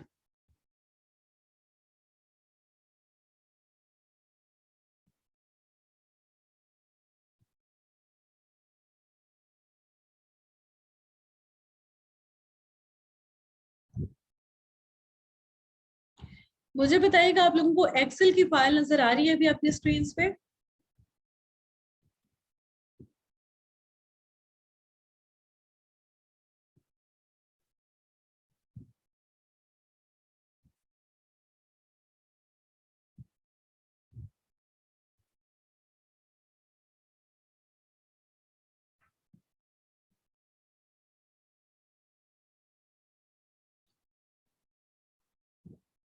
ये लिस्टिंग में शो नहीं होगी, बैक एंड सिस्टम पे, ये बैक एंड पे अपना मैजिक दिखा रही होगी, ये बायर को नजर नहीं आती है। बैक एंड सिस्टम्स है ना, सेलर सेंट्रल के अंदर जब आप लिस्ट बनाएंगे तो उसमें इसका मैजिक प्ले होगा। ओके, अब यहाँ पे आपने क्या किया कि आपने मैग्नेट और सेरिब्रो की मदद से अच्छे कीवर्ड्स की एक लिस्ट बना ली अपने पास। ठीक है, आपने जो टाइटल में यूज किए या बुलेट्स में यूज किए या डिस्क्रिप्शन में यूज किए, उनको आप हाईलाइट करते गए, ये उनके सर्च वॉल्यूम्स थे। हम यह एज्यूम कर लेते हैं कि जो येलो वाले हैं ना, वो हमने अपने बुलेट पॉइंट्स में यूज कर लिए हुए हैं, और जो पिंक वाले हैं ये हम अपने टाइटल में यूज कर चुके हैं। ठीक है, अब इन कीवर्ड्स की तरफ तो हमने देखना ही नहीं है ना, क्योंकि ये तो यूज हो गए कंटेंट में, हमें पता है जी ये कंटेंट में यूज हुए हैं। ठीक है, अब लेफ्ट ओवर में आपके पास क्या आ रहा है, ये पिलो केसेस आ रहे हैं, व्हाइट पिलो केसेस 2 पैक आ रहे हैं, पिलो केस आ रहा है, फिर पिलो प्रोटेक्टर्स 2 पैक आ रहा है, पिलो प्रोटेक्टर आ रहा है, white pillow cases 4 pack cotton आ रहा है। ठीक है, white pillow padded headboard cover आ रहा है, ये तो हमने बिल्कुल भी यूज नहीं किया हुआ। तो आपने क्या किया कि पैडेड या हेडबोर्ड को आपने निकाल लिया, कवर का कहीं ना कहीं हमने यूज किया होगा। ठीक है, हमने पैडेड और हेडबोर्ड को यहाँ पे बाहर निकाल लिया कि ये हमारे कंटेंट में शायद यूज नहीं हुए। अब हम इसको चेक भी करेंगे, हम सिर्फ शायद की बेसिस पे नहीं रहेंगे, ठीक है, कि शायद नहीं यूज हुए। उसके बाद हम स्क्रॉल डाउन करते हैं और देखते हैं डस्ट माइट कंट्रोलर, ये कहीं हमारे कंटेंट में शायद यूज नहीं हुआ हुआ। चले हम इसको चेक कर लेते हैं साथ साथ, मैं आपको एक और स्क्रीन ओपन कर देती हूँ, उस पर हम साथ साथ अपनी लिस्टिंग के कंटेंट को भी चेक कर लेते हैं।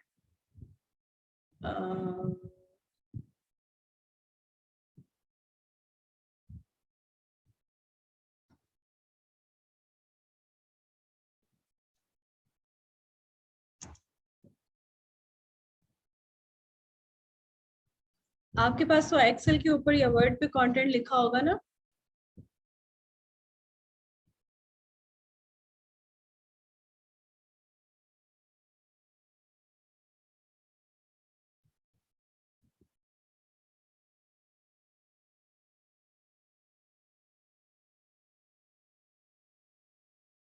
अच्छा चलिए हम एज्यूम कर लेते हैं कि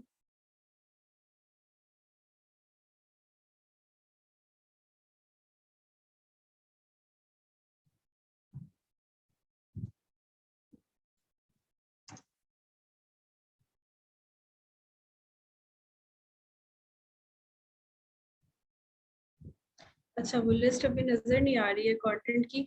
चले हम ऐसा करते हैं कि इसको समझते हैं कि ये हमारी लिस्ट है। चेक करने का तरीका ही देखना है ना हमने।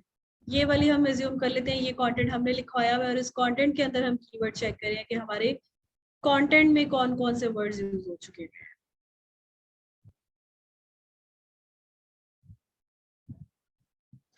अच्छा हम यहाँ क्या करेंगे, कंट्रोल F करेंगे और डस्ट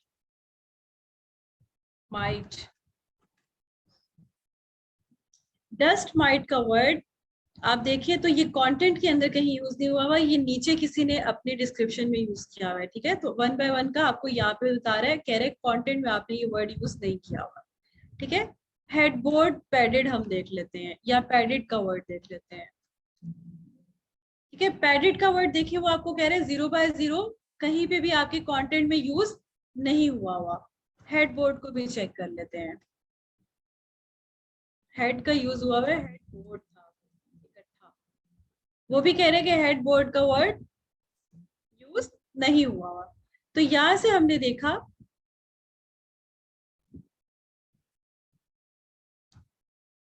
कि ये वाले जो वर्ड्स हमें नजर आ रहे हैं, डस्ट माइट, हेडबोर्ड, ये हमारे कंटेंट में यूज नहीं हुए हुए, वो हमने यहाँ पे साइड पे बाहर निकाल दिए। ठीक है, उसके बाद हम और स्क्रॉल डाउन करके देखेंगे कि कौन कौन से वर्ड हमारे नहीं यूज हुए होंगे। लग्जरी का मे बी वर्ड यूज ना हुआ हो। ठीक है, फिर उसके बाद हम वो भी चेक कर लेंगे। फिर हम देखेंगे कि जी वाटर प्रूफ का वर्ड यूज हुआ हुआ है हमारे कंटेंट के अंदर या नहीं हुआ हुआ, नहीं हुआ होगा वो भी हम बाहर निकाल लेंगे।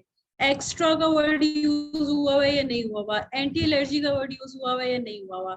ठीक है, मैट्रेस इनहेंसमेंट का वर्ड, या मैट्रेस छोड़ दें वो रेलिवेंट प्रोडक्ट नहीं है, इनकेसमेंट। ठीक है, ये कवर्स होते हैं बेसिकली, इनकेसमेंट कवर्स को कहते हैं। का वर्ड यूज हुआ हुआ है या नहीं हुआ हुआ, इस तरह करके हमने अपनी 250 बाइट्स, मतलब 250 बाइट्स का मतलब होता है 250 करेक्टर्स, जिसके अंदर आपकी स्पेसेस भी शामिल होती हैं, वो आपने अपने तमाम वर्ड्स निकाल लेने हैं। जैसे कि ये बन गई हमारे पास, thick padded cotton encasement, dust mite controller, zone bamboo, anti anti microbial, feather protective bustard. ये मुझे अपने कीवर्ड्स के अंदर से वो कीवर्ड्स मिले जो मेरे कंटेंट में यूज नहीं हुए हुए। और अगर आप गौर करें तो इसमें पैडेड का वर्ड एक दफा यूज हुआ हुआ है, कॉटन का वर्ड भी एक ही दफा यूज हुआ हुआ है, इनहेंसमेंट का वर्ड भी, इनकेसमेंट का वर्ड भी एक दफा यूज हुआ हुआ है, डस्ट माइट का वर्ड भी एक ही दफा यूज हुआ हुआ है। ये आपस में भी वर्ड को रिपीट नहीं कर रहे। लाइक पिलो का वर्ड अगर मैंने लिखा होता तो पिलो 2 दफा यूज नहीं हुआ हुआ। इस तरह से हमने ये यूनिक सर्च टर्म्स निकालनी होती है अपने पास। और सिर्फ निकालना ही मकसद नहीं है, हम इनको यूं करके कॉपी करते हैं और इसकी रेलिवेंसी चेक करते हैं।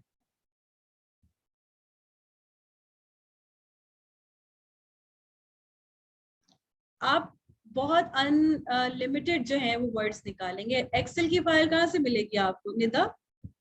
निदा मैग्नेट जब करते हैं तो आपको एक्सेल की फाइल डाउनलोड करने की ऑप्शन आ रही होती है, वो आप सारी की सारी डाउनलोड कर लेंगी और उसमें से अपने रेलिवेंट कीवर्ड्स को हाईलाइट कर लेंगी। जो एक्स्ट्रा लेफ्ट ओवर कीवर्ड्स है उनको फेंकिएगा ना, क्योंकि उससे सर्च शब्द आपने बना दिए हैं, ठीक है। अच्छा जी, ये आपने कॉपी कर लिया। अब आप कहाँ जा रहे हैं? आप इसकी रेलिवेंसी चेक करने जा रहे हैं।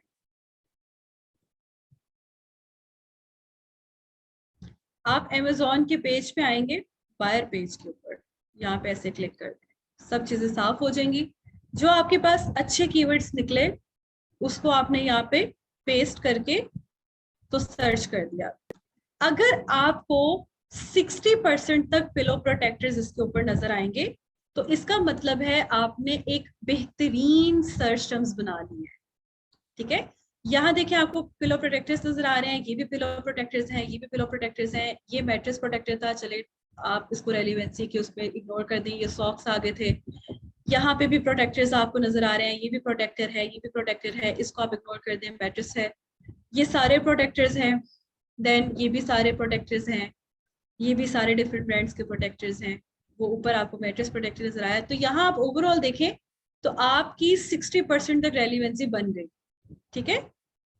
प्रोटेक्टर्स ही प्रोटेक्टर्स आपको इस सर्च टर्म्स में नजर आ रहे हैं, तो आपकी 60% रेलिवेंसी बन गई। इट मींस के these are the best search terms. ये आपने अपने पास सेव कर लेनी है और ये हम यूज किया करेंगे बैकएंड सर्च टर्म्स के तौर पे अपने डाटा के अंदर। और ये आपने हर 15-20 दिन के बाद चेक करते रहना है कि आपकी सर्च टर्म्स अपडेटेड हैं या नहीं है।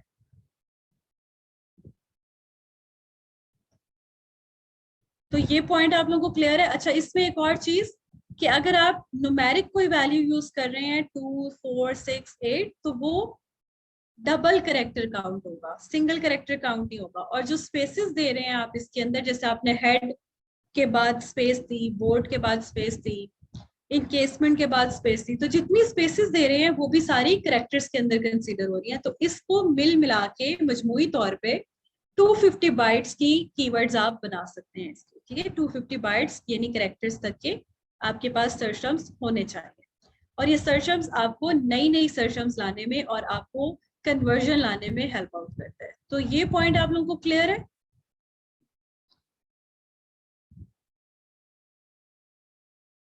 मुझे बताइएगा ये पॉइंट क्लियर है आप लोगों को?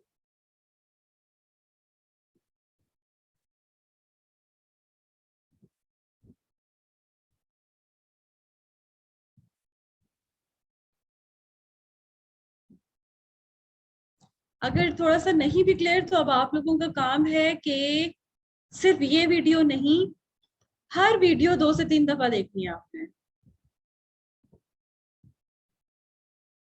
ठीक है। हर वीडियो 2 से 3 दफा देखनी है और वीडियो देख के साथ साथ प्रैक्टिस भी आप कर सकते हैं। लिस्टिंग की तो नहीं आप कर सकते फिलहाल प्रैक्टिस, क्योंकि उसके लिए सेलर आईडी होना जरूरी है और सेलर आईडी आपको एज अ वीए नहीं चाहिए होता, वो आप क्लाइंट की काम करते हैं। अदरवाइज अब आपको सिखाया इतने अच्छी तरीके से जाएगा कि आपको उसके बाद प्रैक्टिस की भी जरूरत नहीं पड़ेगी इंशाल्लाह, ठीक है। ये होगी हमारी सर्च टर्म्स। अच्छा, सर्च टर्म्स के बाद रिव्यूज। रिव्यूज बहुत ज्यादा मैटर करते हैं। जब आप नई नई लिस्ट लेके जाते हैं, आपके पास कोई रिव्यूज नहीं होते, कोई रेटिंग नहीं होती, तो मुश्किल होती है। यहाँ पे हमारा काम होता है रिव्यूज और रेटिंग को कलेक्ट करना, ठीक है। अब आपके पास 2 से 3, 4 तरीके होते हैं जिसके बेसिस पे आप अपनी नई लिस्ट के ऊपर रिव्यूज लेके आते हैं। एक तो है जी captain AMG automated feedback service होती है। ये जैसे आप कुछ भी बाय करते हैं किसी भी आउटलेट से, सफायर हो गया, खाड़ी हो गया, लाइमलाइट हो गया, कहीं से भी, तो वो आपको एक फीडबैक मैसेज कर देते हैं कि आपकी हमारा शॉपिंग एक्सपीरियंस कैसा था, अपना फीडबैक दीजिएगा, ठीक है। अब यहाँ पे हमारी मर्जी होती है कि हम उनको फीडबैक दें या ना दें। इसी तरह कैप्टन एएमजी का काम होता है। ये एक $10 की सब्सक्रिप्शन होती है मंथली। आप इसको अपने अकाउंट के साथ लिंक कर देते हैं और वो आपके बिहाफ पे जो भी खरीदार आता है उसको एक मैसेज कर देता है कि आपने ये प्रोडक्ट खरीदी थी, इसका फीडबैक दे दें।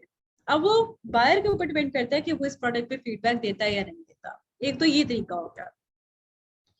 दूसरा ये तरीका हो गया कि वाइन प्रोग्राम है अमेजोन की तरफ से, वो उसके ऊपर आपका लेक्चर है बकायदा। वाइन प्रोग्राम आप एक्टिव करवा लें। उसमें क्या होता है कि अगर आपके प्रोडक्ट की बहुत अच्छी क्वालिटी थी, आपने वाइन प्रोग्राम एक्टिव करवाया, तो Amazon आपको 30 रिव्यूज लाने में हेल्प आउट करता है। अपने प्राइम बायर से कहता है कि फ्री की प्रोडक्ट खरीदे और अपना जेन्युइन रिव्यू सबमिट करवा दें। वो जेन्युइन रिव्यू आपका खराब रिव्यू भी हो सकता है और अच्छा रिव्यू भी हो सकता है। अगर तो आपकी क्वालिटी खराब थी और आपको बैक टू बैक जेन्युइन खराब रिव्यूज आ गए, तो आपको पैसे लेने के देने पड़ जाएंगे। एक तो आपकी फ्री की प्रोडक्ट भी गई, आपकी सारी बनी बनाई लिस्टिंग खराब हो रही है क्योंकि गलत रिव्यूज आ रहे हैं। तो ये जब आपने वाइन प्रोग्राम पढ़ेंगे तो आपको उसकी जो भी बेनिफिट्स एंड आप यू कैन से दैट जो उसके नुकसानात हैं उसको आप एनालाइज कर लेंगे। ठीक है, ये भी आपको रिव्यूज लाने का एक तरीका है। तीसरा तरीका है जी प्रॉक्सी मार्केटिंग। प्रॉक्सी मार्केटिंग क्या होती है जी? उनके पास आवाम होती है यूके यूएसए की, वो ट्रेंड होती है, उनको पता होता है कि मुझे फ्री की प्रोडक्ट मिलेगी, मुझे बैक एंड पे पैसे वापस आ जाएंगे, मैंने एक अच्छा रिव्यू जाके सबमिट करवाना है। वो रिव्यू हमारी मर्जी का होता है, उसकी रेटिंग भी हमारी मर्जी की होती है। हम उसको कहते हैं जी 4 स्टार देनी, 5 स्टार देनी है, पॉजिटिव फीडबैक देना है, इमेजेस के साथ देना है या वीडियो के साथ देना है, तो वो जैसे ही फीडबैक देता है हम उसको पैसे वापस कर देते हैं पैकेट पे। इस पे अमेजोन को नहीं पता होता कि हम क्या कर रहे हैं। तो ये प्रॉक्सी मार्केटर्स के थ्रू भी हम अपने रिव्यूज लेके आते हैं। तो रिव्यूज जो है आपकी प्रोफाइल के ऊपर होना जरूरी है। किसी के खराब रिव्यूज आपके लिए ब्लेसिंग्स हैं और आपके खराब रिव्यूज आपके लिए कर्स भी हैं। ठीक है, तो इसलिए जब आपके पास कोई ऑलरेडी स्टेबल लिस्टिंग आ रही है और वो कह रहे हैं कि मेरी पीपीसी पे ऑर्डर नहीं आ रहे मुझे, तो आपका काम है उसकी, ये जितने भी आपको पॉइंट्स बताए हैं, टाइटल का, बुलेट पॉइंट्स का, डिस्क्रिप्शन का, आप उसकी प्रोडक्ट को एनालाइज करोगे, उसकी लिस्टिंग को एनालाइज करोगे कि इसमें गलतियां कहाँ का है, ये ऑप्टिमाइज है या नहीं है। एंड देन आप उसको बताओगे कि अच्छा जी आपकी रेटिंग खराब है तो शायद आपको रिव्यूज कम आ रहे हैं, ऑर्डर्स कम आ रहे हैं, आपका प्रोडक्ट का जो टाइटल है वो इतना अच्छा नहीं लिखा हुआ, या जो आपने कीवर्ड्स यूज किए हुए हैं वो ऑब्सोलीट हो गए हैं, उनके सर्च वॉल्यूम्स ही नहीं रहे, आपने काफी अरसे से अपनी लिस्टिंग के ऊपर काम नहीं किया हुआ। जैसे किसी कोई पेशेंट जब डॉक्टर के पास जाता है तो डॉक्टर उससे सिर्फ 2 या 3 सवाल पूछता है, जी हेडेक है, कितने अरसे से आपको जो है वो वन साइडेड हेडेक है। ठीक है, वो उसको पता लग जाता है अच्छा इसको वीकनेस की वजह से है या इसकी आईसाइट खराब है तो इसको हेडेक है, या इसको क्या चीज क्या ट्रीटमेंट देना चाहिए। इसी तरह एक बीमार लिस्ट आपके पास आती है कि जी इसके ऊपर कन्वर्जन नहीं आ रही है, इसके ऊपर सेल नहीं आ रही है। बीइंग अ डॉक्टर आपने एनालाइज करना है कि क्या इसका टाइटल अच्छा लिखा हुआ है, क्या इसकी डिस्क्रिप्शन अच्छी लिखी हुई है, क्या इसके अंदर back and search terms updated है, क्या इसकी इमेज क्वालिटीज अच्छी है, क्या इसकी लिस्टिंग के ऊपर अच्छे रिव्यूज मेंटेन है, इसकी रेटिंग कितनी है। ठीक है, तो ये चीजें आप उसको एनालाइज करके बताएंगे कि भाई इन चीजों को पहले फिक्स करो, देन आपकी पीपीसी परफॉर्म करें। लिस्टिंग ऑप्टिमाइजेशन और पीपीसी का आपस में ताल्लुक ऐसे है, दो उंगलियां जैसे एक साथ होती हैं। ठीक है, लिस्ट अच्छी है कन्वर्जन भी आएगी, लिस्ट खराब है तो कन्वर्जन पे इम्पैक्ट आएगा। अच्छा, अब रेटिंग की हम बात करें तो रेटिंग हम 4.5 से ऊपर वाली अच्छी कंसिडर करते हैं कि जी अच्छी रेटिंग है, सेलर फीडबैक अच्छा आ रहा है, तो वो 4.5 से ऊपर मेंटेन होनी चाहिए। अगर किसी के नीचे है तो आप उससे कहीं भी मजीद रिव्यूज लेके आओ, मजीद सेलर फीडबैक लेके आओ, अपनी रेटिंग इंप्रूव करो, आपकी कन्वर्जन भी इंप्रूव हो जाएगी। जब आप एक नई लिस्ट लेके जाते हैं तो सबसे एक अच्छा हथियार आपके पास होता है कंपैटिटिव प्राइस।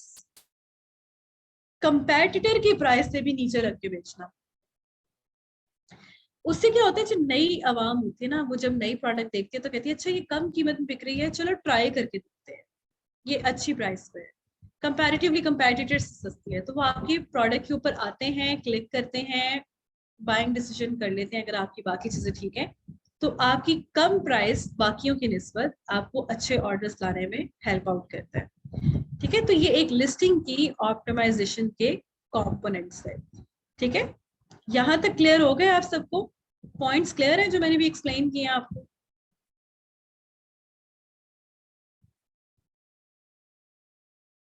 अच्छा, मैं बार बार आप लोगों से पूछती इसलिए हूँ कि आपकी इंगेजमेंट होगी तो मुझे पता लगेगा कि आप इंटरेस्टिंगली सुन रहे हैं या जस्ट एवी बोर हो रहे हैं।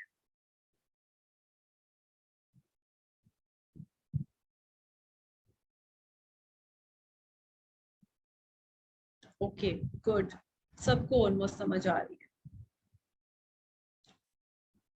अच्छा, अब हम देख लेते हैं डमी लिस्ट किसे कहते हैं, और उसके बाद मैं आपको सेलर सेंट्रल के ऊपर लेके जाऊंगी। बहुत हमने थ्योरी पढ़ लिया, अब हमने कुछ प्रोडक्टिव काम भी करना है। ठीक है, अब डमी लिस्ट क्या होती है, डमी क्या होता है? आप सभी जानते हैं डमी किसे कहते हैं जी। वो चीज जो अभी एक्टिव नहीं है। इन केस जैसे हम ये भी कह सकते हैं कि जो स्टेचूज होते हैं जिनके ऊपर कपड़े पहनाए होते हैं डिजाइनर्स ने, तो वो डमीज होती हैं ना, जिंदा इंसान तो नहीं खड़े किए होते। तो डमी का मतलब होता है वो प्रोडक्ट लिस्टिंग जो अभी एक्टिव नहीं है। ठीक है, वो एक्टिव कब होती है?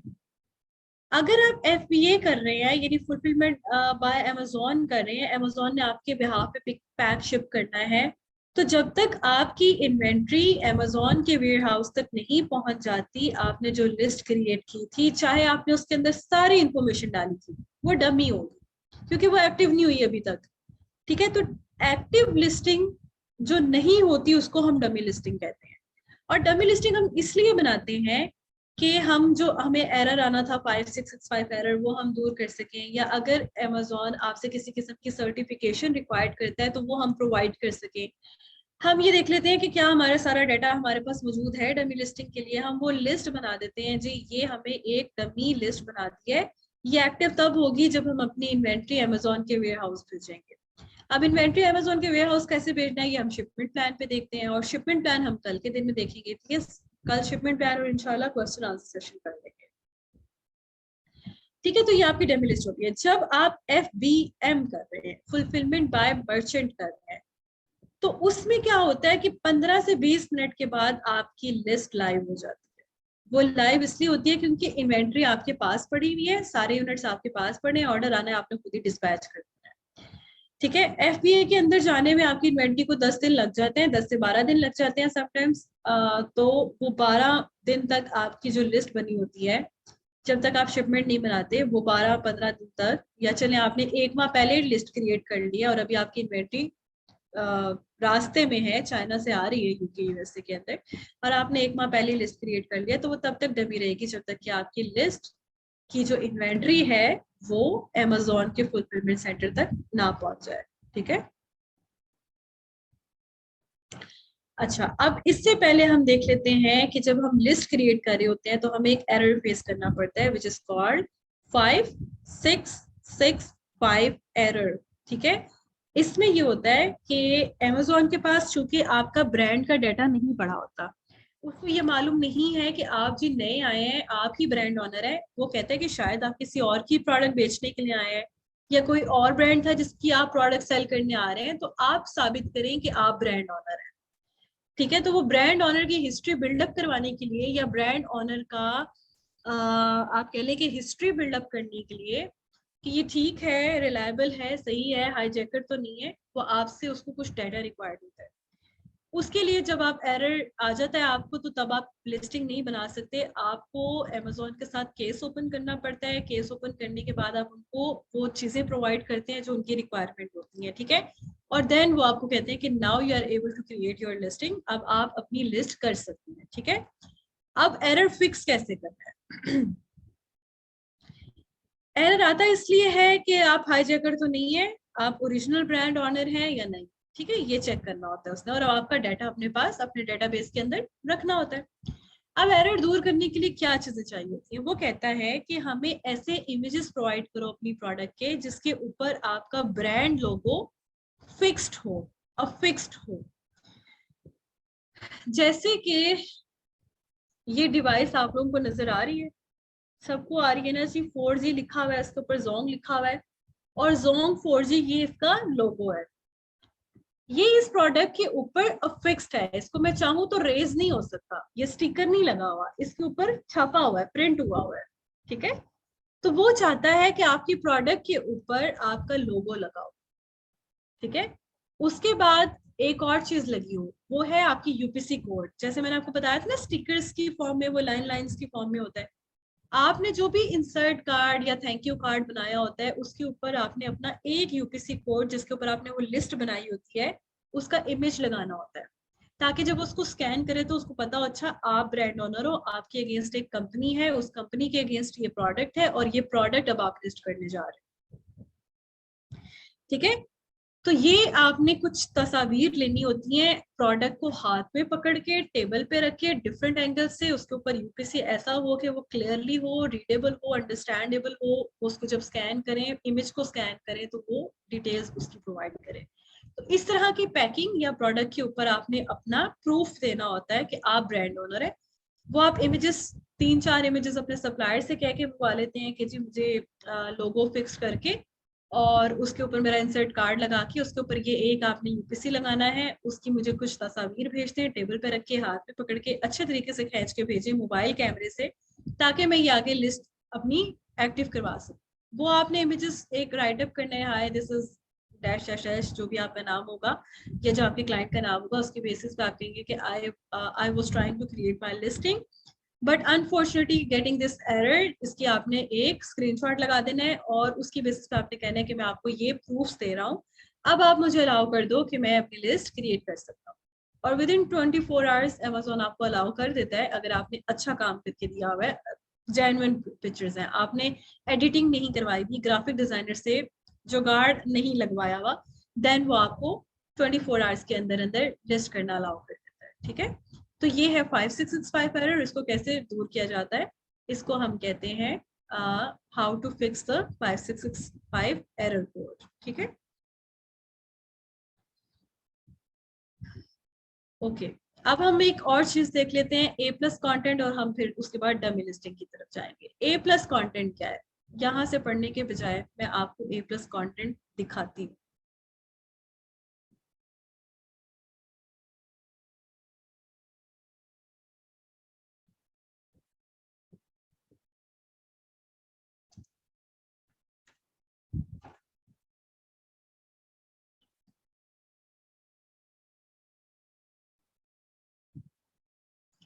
ए प्लस कॉन्टेंट आप तब अपलोड कर सकते हैं जब आप ब्रांड रजिस्टर्ड होते हैं अमेजोन के साथ। ब्रांड रजिस्ट्री भी आपका एक टॉपिक है जो कवर अप होगा आगे पीपीसी के सेशन में।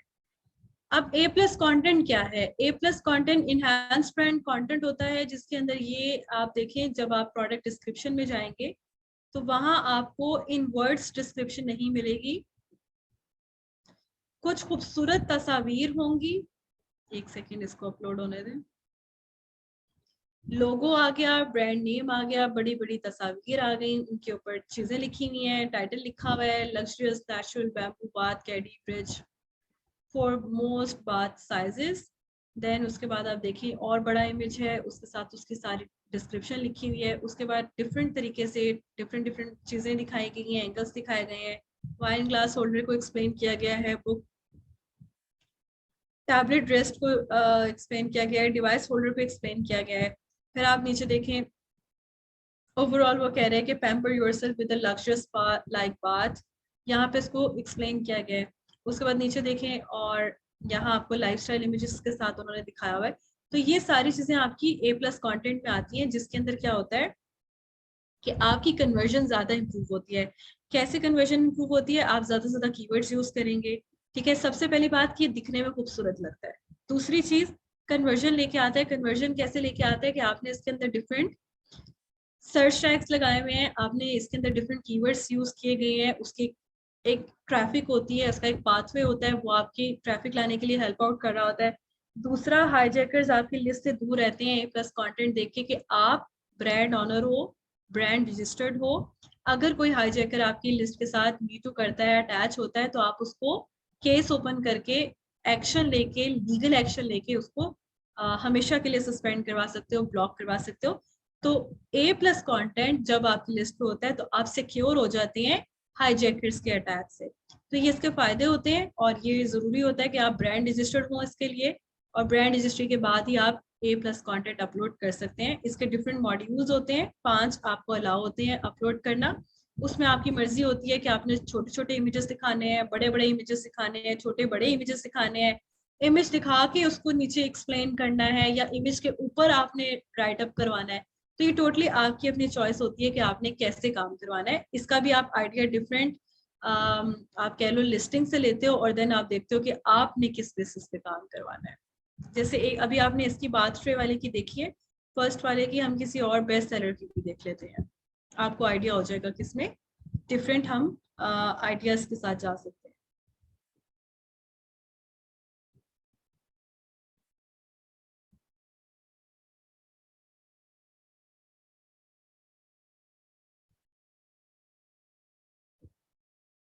ये देखिए, इसने कंटेंट पे ज्यादा जोर दिया हुआ है, कंटेंट के बाद उसने इमेज लगाया है, इमेज के ऊपर भी लिखवाया हुआ है, फिर इन्फोग्राफिक्स दिखाई गई है, ये देखिए मेन इमेज इस तरह से दिखाया गया है, और उसके बाद उसके की फीचर्स एक्सप्लेन किए गए हैं, ठीक है।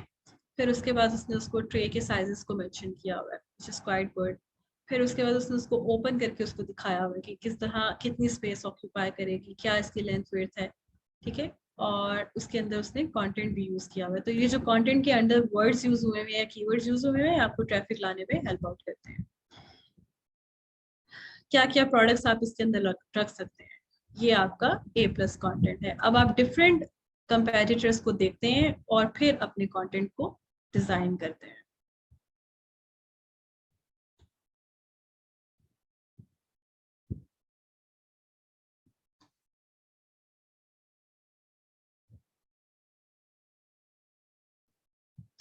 ठीक है जी, यहाँ पे हमारी थ्योरी कंप्लीट हो रही है।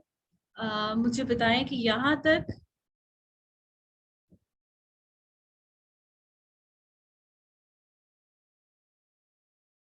अच्छा जी, आप बोर नहीं हो रहे लेकिन नींद के बड़े झटके लग रहे हैं। देखिए मैं भी तो बैठी नहीं हूँ ना, मुझे मालूम है रोजे में बड़ी हैक्टिक रूटीन होती है, बट लर्निंग तो करनी है ना अर्निंग के लिए। अच्छा, अब आप मुझे यहाँ पे बताएं कि थ्योरी का कॉन्सेप्ट अब आप लोगों का क्लियर है।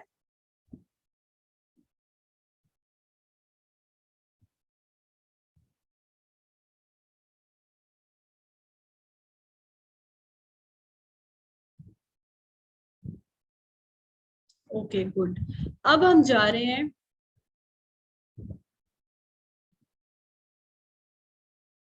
क्वेश्चंस कर निदा, क्वेश्चंस नोट डाउन कर लें, कल के सेशन में आप क्वेश्चन कर लीजिएगा, बिकॉज अगर अभी क्वेश्चंस करने शुरू किए ना तो वो जिनको नींद आ रही है ना वो बाकी सो जाएंगे। तो हम अभी एक ऐसा करते हैं, एक डमी लिस्ट क्रिएट करते हैं, उससे आपका इंटरेस्ट और ज्यादा डेवलप हो जाएगा, मे बी आपकी क्वेश्चन उससे रिलेटेड हो और वो उसमें केटर हो जाए। लेकिन इन केस नहीं भी होते तो आप जो है वो क्वेश्चन या तो ग्रुप में कर लें या फिर कल इंशाल्लाह सेशन के अंदर कर लें, ठीक है।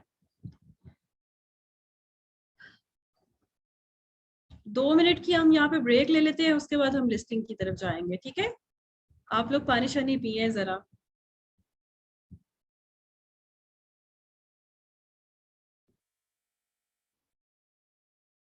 11:52 हो गए हैं, 11:55 पे वापस आ जाइएगा आप प्लीज।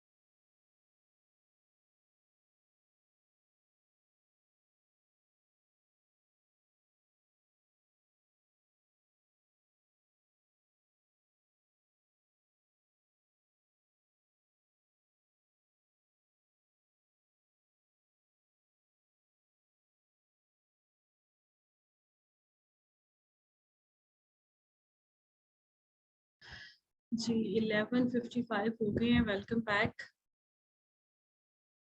सब आ जाए अपनी सीट्स पे वापस।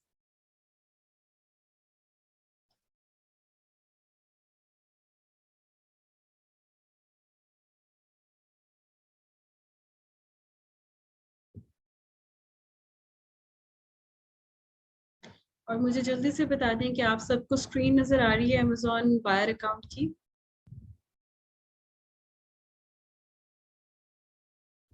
Okay good.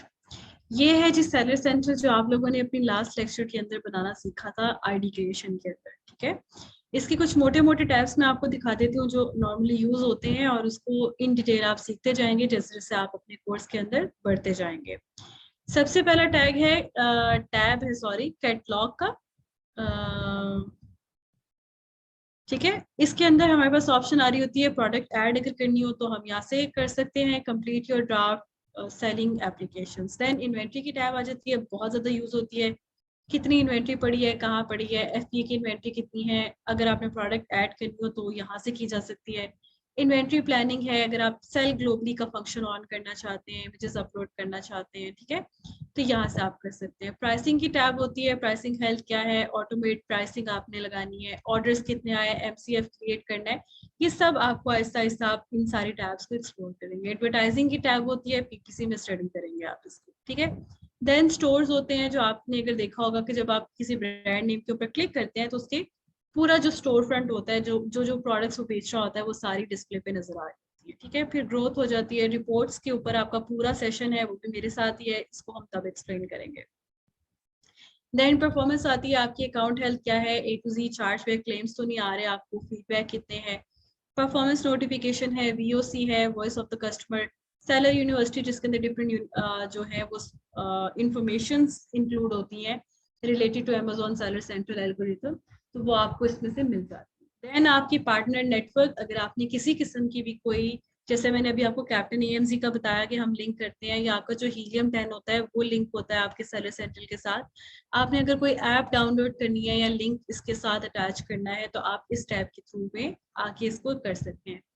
B2B I don't know कि अभी आप लोगों का वैलिडेशन का सेशन हुआ है या ब्रांड एनालिटिक का आपको आइडिया है या नहीं है। अगर नहीं है तो सेशन आ जाएगा आपका इंशाल्लाह, तो उसके अंदर आपका B2B शामिल होता है।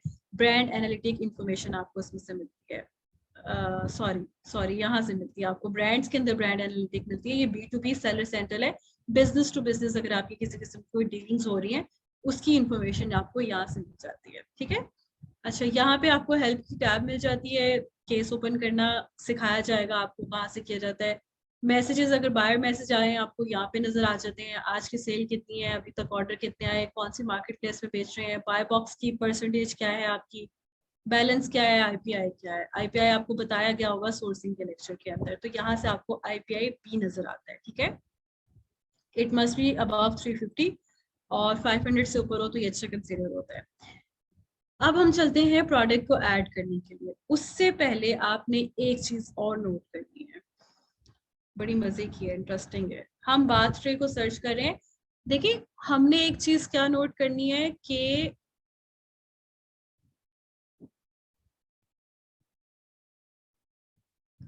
अच्छा, अब हमने क्या चीज नोट करनी है कि जो मेन कैटेगरी होती है उसके अंदर सब कैटेगरीज होती है, ये तो पता है ना आप लोगों को। मेन कैटेगरीज के अंदर भी सब कैटेगरीज होती हैं। हमने ये देखना होता है कि मेजॉरिटी कंपेटिटर्स ने या मेजॉरिटी सेलर्स ने अपने आप को किस कैटेगरी के अंदर लिस्ट किया हुआ है। ठीक है, हमारे पास ये एक दो तीन ब्रांड्स हैं, हम इसमें से दो को ओपन करते हैं और देखते हैं कि इनका पाथवे प्रोडक्ट को लिस्ट करने का सेम है या नहीं है, वो कैसे नजर आएगा। आप इसको ओपन कर लें अपने पास, और एक आपके पास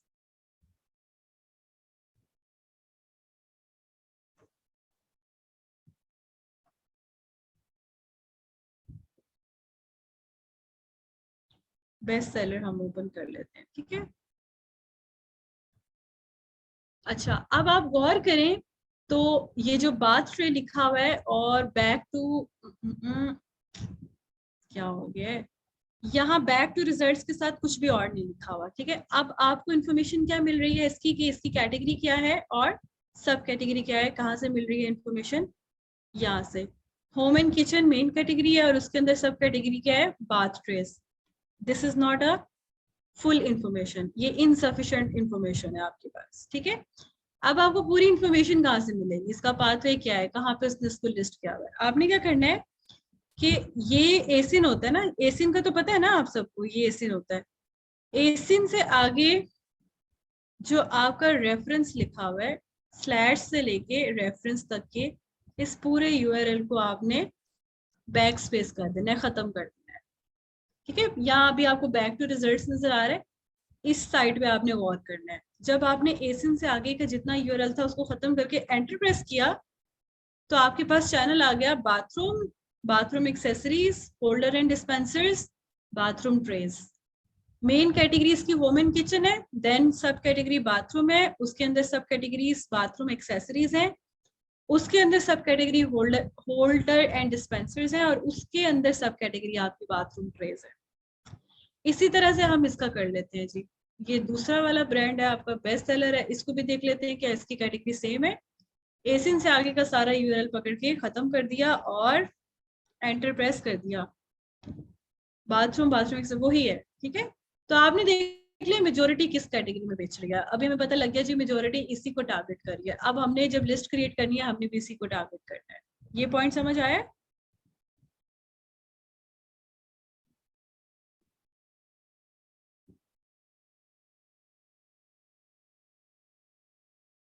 ओके।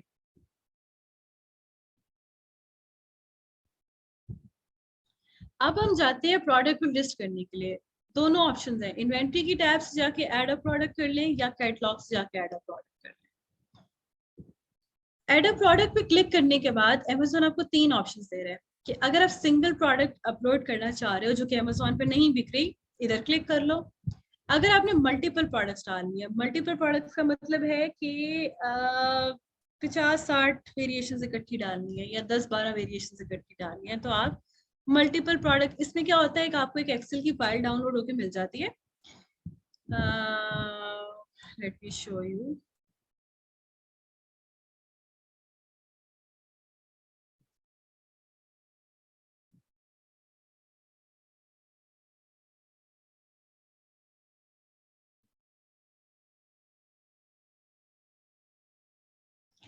आपको इस तरह की एक्सेल का एक पूरा फाइल जो है वो डाउनलोड होके मिल जाती है। उसने एग्जांपल दी होती है कि आप अपना डाटा सारा डाल दो, एसकेयू डाल दो, टाइटल डाल दो, स्टैंडर्ड प्रोडक्ट आईडी डाल दो, यानी यूपीसी कोड डाल दो, ये वो यूपीसी हैं या उसकी टाइप क्या है, प्रोडक्ट की ब्रांड नेम क्या है, सारी इंफॉर्मेशन आपको बताता है। डाटा डेफिनेशन उसने बताई होती है कि प्रोडक्ट टाइप, सेलर, एसकेयू क्या होता है, ये सारा एक्सप्लेन किया हुआ है। टेम्पलेट वो आपको दिखा देता है कि यहाँ आपने अपने प्रोडक्ट का डाटा डालना शुरू करना है, ठीक है। वेरिएशन रेड है, ग्रीन है, येलो है, ब्लू है, जो भी आपकी वेरिएशन है वो वेरिएशन के सेक्शन में डालेगा। प्रोडक्ट टाइप क्या है उसके अंदर आप ऐड करेंगे। ब्राउज डाटा आपको बता रहा होता है कि खुद ही आपका जो ये देखे, ब्राउज डाटा पाथवे आपको बता रहा है कि ये home and kitchen, bathroom, bathroom accessories, holder and dispenser and bathroom trays आपका पाथवे सिलेक्ट होगा, ठीक है। वैलिड वैल्यूज के अंदर आपको जाके बता रहा होता है कि आपने इस किस्म की वैल्यूज इसके अंदर ऐड ऑन करनी है। तो ये आपके पास एक पूरी फाइल डाउनलोड हो जाती है जहां आपने अपना डाटा कहाँ डालना होता है, इस टेम्पलेट के अंदर, ठीक है। तो ये जब आप इकट्ठा डाल लेते हैं तो आप अपलोड कर देते हैं वहां जाके, और अपलोड करने के बाद ऑटोमेटिकली आपकी जो वेरिएशंस होती हैं ना वो इकट्ठी इकट्ठी क्रिएट हो जाती हैं, ठीक है। या ढेर सारी जो प्रोडक्ट्स होती हैं वो एक साथ आपकी अपलोड हो जाती हैं उसके ऊपर। और दूसरा जी, I want to learn how to list a product को, तो आप यही सीख रहे हैं, ठीक है, कोर्स में सीख रहे हैं, तो ये तो आप यहाँ पे नहीं जाएंगे। अब मैं आपको एक सिंगल एसक्यू एंटर करना सिखा रही हूँ। पहले तो आप सिंगल एसक्यू एंटर करना सीखेंगे तो देन आप मल्टीपल एसक्यूज या आप इस जो है वो प्रोडक्ट को लिस्ट कर सकते हैं। तो हम कर रहे हैं जी, हम ऐसी प्रोडक्ट ऐड कर रहे हैं जो अभी अमेजोन पे नहीं बेच रहे हम, ठीक है। इस पे हमने क्लिक कर दिया। क्लिक करने के बाद वही तरीका कि आपने कहाँ बेचना है, क्या कैटेगरी है आपकी। आप चाहें तो प्रोडक्ट का नाम लिख के सर्च कर ले, आपने कौन सी कैटेगरी सेलेक्ट करनी है। आप कंफ्यूज हो जाएंगे, यहाँ पे देखिए उसने मल्टीपल आपको ऑप्शंस दे दिए हैं, kitchen, home and kitchen, bathroom, bathroom accessories, holder and dispenser, bathroom trays, which is यही हमारी वाली है बेसिकली। फिर देखिए home and kitchen, storage and organisation, यहाँ पे सब कैटेगरी चेंज होगी, bathroom storage and organisation category change होगी, बाथरूम ट्रेस, ठीक है। DIY tools, hardware, bathroom shelves, bathroom furniture and bathroom shelves, ठीक है। ये आपको डिफरेंट उसने दे दी। अब आप क्या करते हैं, मैनुअली भी सिलेक्ट कर सकते हैं। मैनुअली कैसे सिलेक्ट करेंगे, ये आपके पास सिलेक्ट कैटेगरी की ऑप्शन आ रही है, इसको स्क्रॉल डाउन करना है। ये जो लॉक का निशान लगा हुआ है ना, ये आपकी गेटेड कैटेगरीज होती हैं।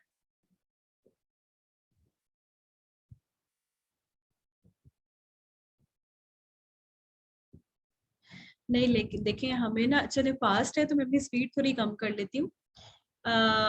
बेसिकली आप लोगों का जो डाइजेस्टिव सिस्टम है ना, वो थोड़ा सा खराब हो गया है, इसको अब आप नॉलेज नहीं कर रहे। लेकिन हमें ना एटलीस्ट इसको कंप्लीट कर लेने दें, ताकि हम शिपमेंट बैन वाले लेक्चर को कल कंटिन्यू कर सकें। अगर मैंने यहाँ पे स्टॉप कर दिया तो इट्स रियली डिफिकल्ट, जो अभी पढ़ा था, जो सीखा था, वो भूल जाएंगे आप लोग। तो एक पेज बना हुआ है, एक सीक्वेंस बना हुआ है, उसको आप प्लीज थोड़ा सा बियर कर लें। ज्यादा मुश्किल नहीं है, इससे 5 to 6 मिनट्स आपको मजीद लगेंगे इसके अंदर, या हार्डली 10 मिनट्स लगेंगे, ठीक है। आई नो दैट थोड़ा सा हो जाता है, लंबा हो जाता है। अच्छा, सिटीजन विनाइल आपकी गेटेड कैटेगरी है, लॉक हुई हुई है, आप नहीं डाल रहे इसको, ठीक है। इसके अलावा अब हमने क्या करना है, यहाँ पे होम एंड किचन पे आ जाना है। होम एंड किचन को हम सिलेक्ट कर लेंगे, ठीक है। अब क्या था, हमारे कंपेटिटर ने बाथरूम एक मेन कैटेगरी ली हुई थी, हम बाथरूम को सिलेक्ट कर लेते हैं। अब बाथरूम के अंदर उसने बाथरूम एक्सेसरीज सब कैटेगरी को बताया हुआ था, हम उसको सिलेक्ट कर लेते हैं। उसके बाद यहाँ पे I think holder and dispenser था, यस, ये देखें, ठीक है। होल्डर्स एंड डिस्पेंसर्स को सिलेक्ट कर लिया। उसके बाद बाथरूम ट्रेज आ गई, ये हमारा पाथवे सिलेक्ट हो गया। चाहे तो आप सर्च पे जाके प्रोडक्ट का नाम लिख के पाथवे निकाल लें, या आप जो है वो उस पे कर लें,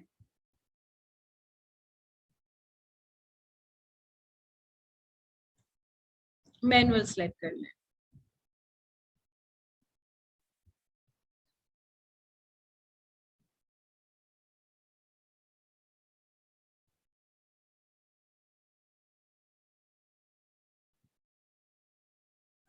ओके, अब क्या हो गया, अब आप यहाँ पे देखिए तो ये आपको रेड रेड मार्क्स नजर आ रहे हैं, सेफ्टी कंप्लायंस पे, शिपिंग पे, प्रोडक्ट डिटेल पे, ऑफर पे, प्रोडक्ट आइडेंटिटी पे। ये रेड मार्क्स जब तक ग्रीन में कन्वर्ट नहीं होता, आपकी लिस्ट सेव नहीं होती है, ठीक है। अब वो आपसे कह रहे हैं कि प्रोडक्ट आइडेंटिटी बताएं अपनी। आइटम नेम क्या है, आइटम नेम के अंदर आपका जो टाइटल आता है ना, वो आप इसके अंदर ऐड ऑन करते हैं। आइटम नेम में आपने यहाँ पे मैं आपको दिखाती हूँ, इस तरह से हमारे पास फाइल होती है। हमने अपनी ऑलरेडी जो आप कह लें कि कंटेंट होता है वो लिखवाया होता है, ठीक है। और उसके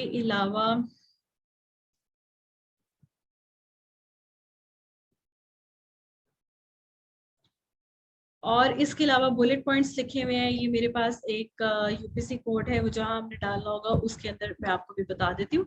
यहाँ से मैंने इस टाइटल को कॉपी कर लिया अपना, ठीक है, जो मैंने लिखवाया हुआ है। ब्रांड नेम आप चाहें तो स्टार्ट में लिख लें, एंड पे लिख लें। आपने उसको कॉपी किया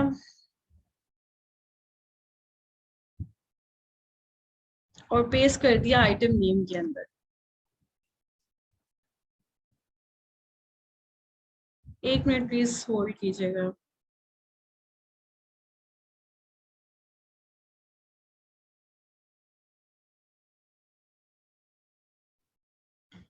ठीक है, मुझे बताएं आप लोगों को स्क्रीन पे कौन सी इस वक्त स्क्रीन नजर आ रही है। सर्विस सेंट्रल की ही नजर आनी चाहिए बेसिकली तो।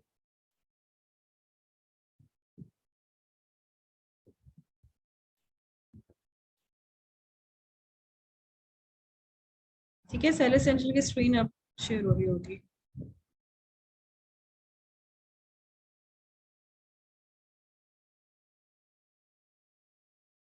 ठीक है, यहाँ आपने आइटम नेम के अंदर स्टैरिक लगा हुआ है, और स्टैरिक का मतलब होता है कि ये इंफॉर्मेशन जब तक आप फिल नहीं करेंगे आप आगे मूव नहीं कर सकते। तो आपने क्या किया, जो टाइटल लिखवाया हुआ था वो आपने आइटम नेम के अगेंस्ट पे प्लेस कर दिया। देन आपका नाम आएगा ब्रांड नेम, आपका जो भी ब्रांड नेम था। जब आप नया ब्रांड लेके जा रहे हैं तो उसके ऊपर 5665 एरर आ जाता है। ठीक है, 5665 एरर आ जाता है, और वो आप जब रिमूव करते हैं देन वो आपको प्रोडक्ट को लिस्ट करना अलाउ करता है।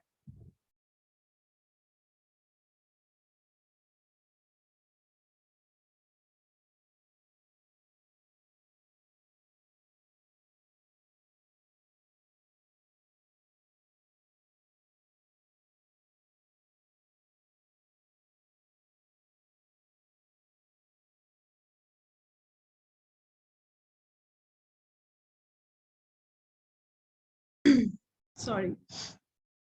उसके बाद हमने अपने ब्रांड नेम को लिख लिया। जैसे मेरा ऑलरेडी इसके ऊपर ब्रांड नेम सेव है, ओरिजिनल होम, मैंने उसको सिलेक्ट कर दिया। ठीक है, एक्सटर्नल प्रोडक्ट आईडी के अंदर यहाँ आपने अपना यूपीसी कोड डालना है जो आपने GS1 से परचेज किया हुआ है। जैसे कि ये मेरे पास एक कोड है, उसको मैं कॉपी कर लेती हूँ और उसको मैं यहाँ से पेस्ट कर दूंगी। ठीक है, अब उसके अगेंस्ट हमने देखना है कि ये क्या है। ये यूपीसी है, GTIN है, EN है। हम ऑब्वियसली यूपीसी परचेज करते हैं, यूनिवर्सल प्रोडक्ट कोड, तो हम उसको सिलेक्ट कर लेते हैं। अब आइटम टाइप नेम में वो पूछ रहा है कि ये प्रोडक्ट क्या है। ठीक है, आइटम टाइप नेम के अंदर वॉच है, वाइंडर है, ब्लेंडर है, लैंप है। ऑब्वियसली हमारी बाथ ट्रे है, तो हम इसको बाथ ट्रे लिख लेते हैं। मॉडल नंबर, मॉडल नंबर के ऊपर भी स्टैरिक लगा हुआ है। इसका मतलब है इसके आपको सप्लायर इसका कोई भी मॉडल नंबर प्रोवाइड करता है। अगर सप्लायर ने इसका कोई मॉडल नंबर प्रोवाइड नहीं किया तो आप अपने पास से इसको BT4456 जो भी आपने इसको देना होता है मॉडल पार्ट नंबर दे दें, और याद रखना है आपने इसको अपनी लिस्ट के साथ। ठीक है, मैन्युफैक्चरर के अंदर आपको जो ब्रांड नेम आएगा वो ही आपने मैन्युफैक्चरर नेम लिखना है। आपने ये नहीं लिखना मेड इन चाइना या चाइना के सप्लायर की इंफॉर्मेशन दे देनी है, ऐसा कुछ भी नहीं लिखना आपने। ये देखिए, जब प्रोडक्ट आइडेंटिटी की हमने सारी इंफॉर्मेशन फिलअप कर ली है तो हमारे ऊपर जो रेड कलर का टैग लगा हुआ था इस तरह का, वो अब रिमूव हो गया है। ठीक है, अब आपका पहला पेज फिलअप हो गया है जहां आपने एक मिनिमल सी इंफॉर्मेशन प्रोवाइड कर दी है। मॉडल नंबर अगर सप्लायर आपको दे देता है वेल एंड गुड, अगर आपके पास उस वक्त अवेलेबल नहीं है तो आप खुद से क्रिएटेड इसके अंदर डाल दें, वो बाद में चेंज हो सकता है, इसमें ऐसी कोई बात नहीं है। ठीक है, इसमें कोई मुश्किल नहीं है। प्लस अब आपने क्या करना है, ऑफर की टैब में जाना है। ऑफर की टैब में वो आपसे पूछ रहा है क्वांटिटी कितनी है इसकी। अगर तो आप FBM कर रहे हैं तो आपको पता होगा कि आपके पास इस वक्त 100 यूनिट्स हैं, आपके पास 1000 यूनिट्स हैं, 150 यूनिट्स हैं, जितने भी यूनिट्स हैं आप यहाँ पे क्वांटिटी लिख देते हैं। लेकिन चूंकि जब हम FBA कर रहे होते हैं तो अभी हमें अपनी क्वांटिटी नहीं पता, हमें नहीं पता हमने कितने यूनिट्स वहां पे भेजने हैं, तो अभी आप इसको फिलहाल छोड़ दें। ठीक है, योर प्राइस, अब योर प्राइस के अंदर आपने प्रोडक्ट बेचनी कितने में है, ठीक है, वो आपने इसके अंदर सेलेक्ट कर लेना। लाइक मैं कह रही हूँ कि मैंने 22 GBP यानी पाउंड्स के अंदर ये प्रोडक्ट बेचनी है। अब वो पूछ रहे प्रोडक्ट की कंडीशन टाइप क्या है, न्यू है, यूज्ड है, यूज्ड वेरी गुड है, यूज्ड गुड है, यूज्ड एक्सेप्टेबल है। ऑब्वियसली हम न्यू प्रोडक्ट को कर रहे होते हैं तो हम न्यू को सिलेक्ट करेंगे। उसके बाद वो कह रहे हैं list price with tax. Tax आप इंक्लूड कर रहे हैं, विद VAT इंक्लूड है या नहीं है, इसके ऊपर स्टैरिक नहीं लगा हुआ, इसको आप ऐसे ही ब्लैंक छोड़ दें। हम अपनी प्राइस चार्ज करें जो हम चार्ज करना चाहते हैं। अब काबिले और बात देखिएगा कि फुलफिलमेंट चैनल में वो पूछ रहा है कि आपकी फुलफिलमेंट चैनल क्या है, आप मर्चेंट के थ्रू बेच रहे हो या आपने FBA सर्विसेज लेनी है। तो हम FBA सर्विसेज ले रहे हैं, फुलफिलमेंट बाय अमेजोन। तो जब हम इसको क्लिक करेंगे तो ऊपर से क्वांटिटी आपकी खत्म हो जाएगी। ये देखिए, क्वांटिटी की टैब आपकी रिमूव हो गई। हम क्या करें, FBA की लिस्ट बना रहे हैं, हम FBM की लिस्टिंग नहीं बना रहे। FBM में जब आप क्वांटिटी डालोगे, FBM सेलेक्ट करोगे, 15 से 20 मिनट के बाद आपकी लिस्ट लाइव हो जाती है। इसके अंदर तब तक लाइव नहीं होगी जब तक आपकी इन्वेंट्री अमेजोन के वेयर हाउस तक नहीं पहुंच जाती। अब आप चले जाएं प्रोडक्ट डिटेल्स के ऊपर। प्रोडक्ट डिस्क्रिप्शन, ये वो डिस्क्रिप्शन है जो आपने लिखवाई हुई है अपने कंटेंट राइटर से। अभी चूंकि आपके पास ब्रांड रजिस्ट्री नहीं होती तो आप इस तरह की सादी सी डिस्क्रिप्शन डाल देते हैं इसके अंदर।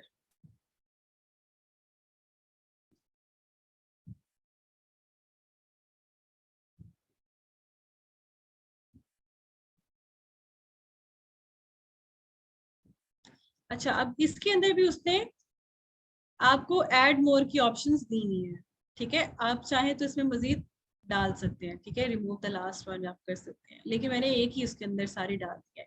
बुलेट पॉइंट्स के ऊपर भी स्टैरिक लगा हुआ है और आप ऐड मोर की ऑप्शन आ रही है, add more, add more, add more, add more. अच्छा, इसके अंदर हम 5 से ज्यादा भी डाल सकते हैं। कुछ ऐसे निशेज हैं जिसमें आपको 5 अलाउ होती हैं, कुछ ऐसे निशेज हैं जिसमें आपको मोर देन 5 अलाउ होती है।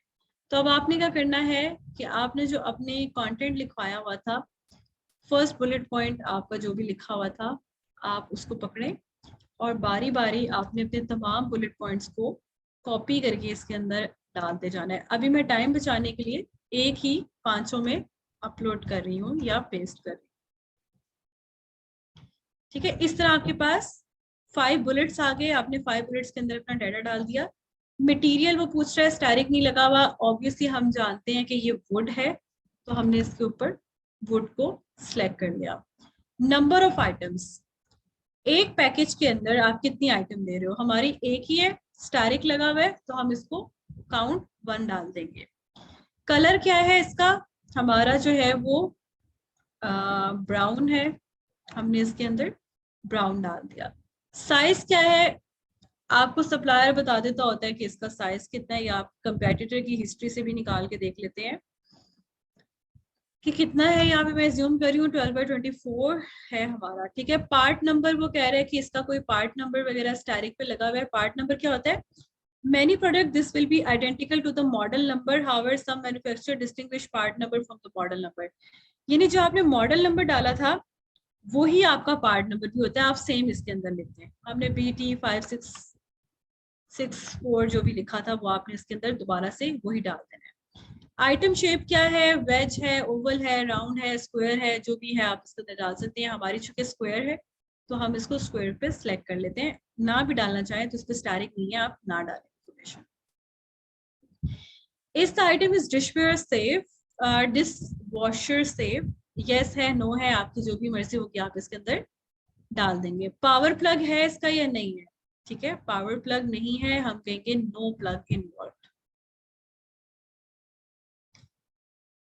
फिनिश टाइप के अंदर अगर आपने कोई फिनिश टाइप डालनी है कि किससे बनी हुई है, पेंटेड है, पॉलिश्ड है, अनफिनिश्ड है, पाउडर कोटेड है, अगर आपके पास इसकी कोई इंफॉर्मेशन है, या ब्रश्ड है, तो आप डाल दें, सप्लायर आपको बता देगा। अच्छा, इस फ्रजाइल खराब होने वाली है या नहीं है, हम कहेंगे जी नो। इस ओवन से, ओवन में हमारी बाथ ट्रे का क्या काम है, तो हम इसको फिलहाल गैस पे लगा देते हैं। अगर कुछ भी सेलेक्ट नहीं करना तो आप इसको वैसे भी छोड़ सकते हैं क्योंकि इस पर स्टैरिक नहीं लगा हुआ।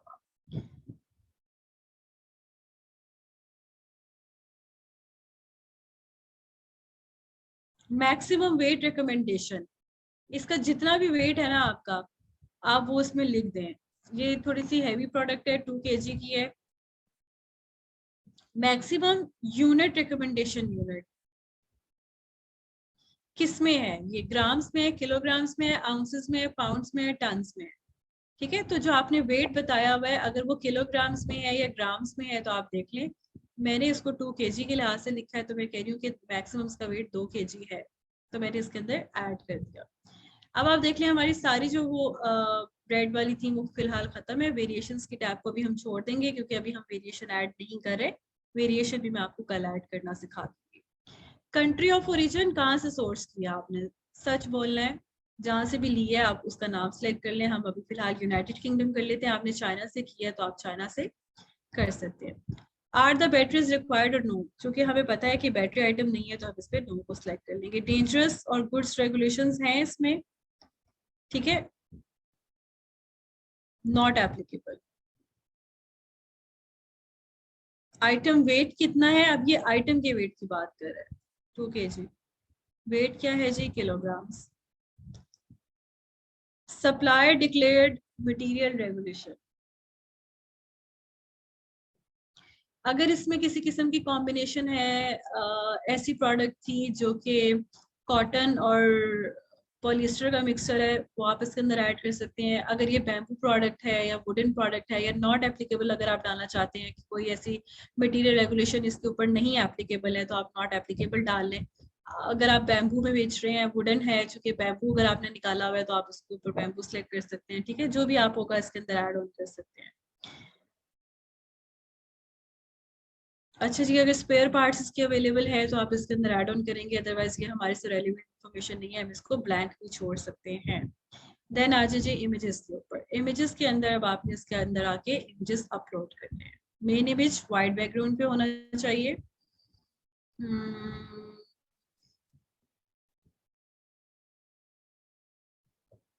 ये देखिए जी, जैसे बड़े सिस्टमैटिक वे में हमने इनको नंबरिंग करके रखा हुआ है, 1 2 3 4 5 6। आपको भी इसी तरह से टाइम सेव करने के लिए अपनी तैयारी पहले से रखनी है।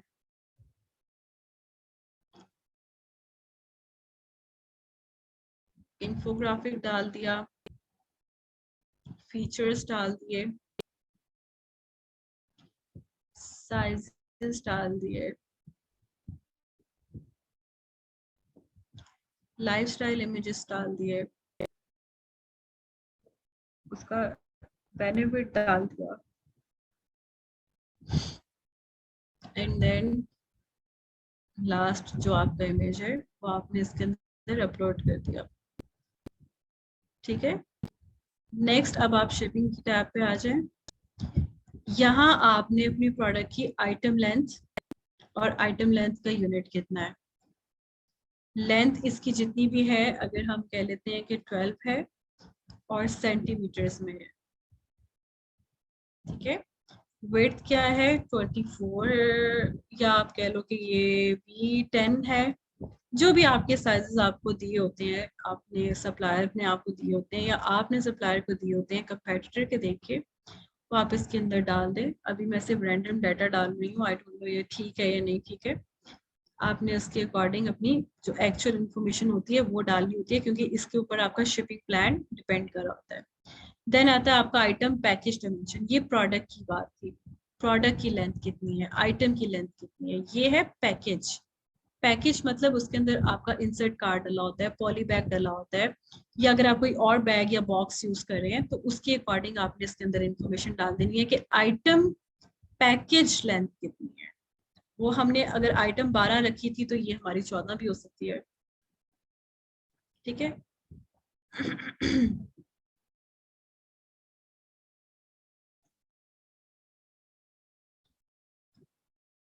विड्थ अगर वो हमारी ऊपर वाली कितनी थी, 10 रखी थी हमने, तो इसको 12 कर देते हैं, थोड़ी सी बड़ी भी हो सकती है।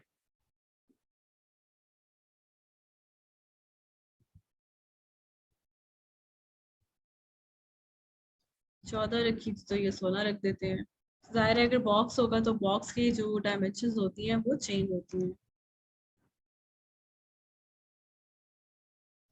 पैकेज का वेट कितना है, पहले प्रोडक्ट का वेट पूछा था, पैकेज का वेट कितना है वो भी आपको सप्लायर ने बताया होगा, 2.5 kgs, नंबर ऑफ बॉक्सेस 1। ये आपने सारा डाटा इसके अंदर, अच्छा जी 2.5 को उसने हाईलाइट किया हुआ है, हम इसको 2 ही रहने देते हैं, ठीक है। अच्छा जी, ये सारा आपका जो डाटा था आपने इसके अंदर डाल दिया। उसने प्रोडक्ट आइडेंटिटी को क्यों कर दिया इज लॉन्गर देन द,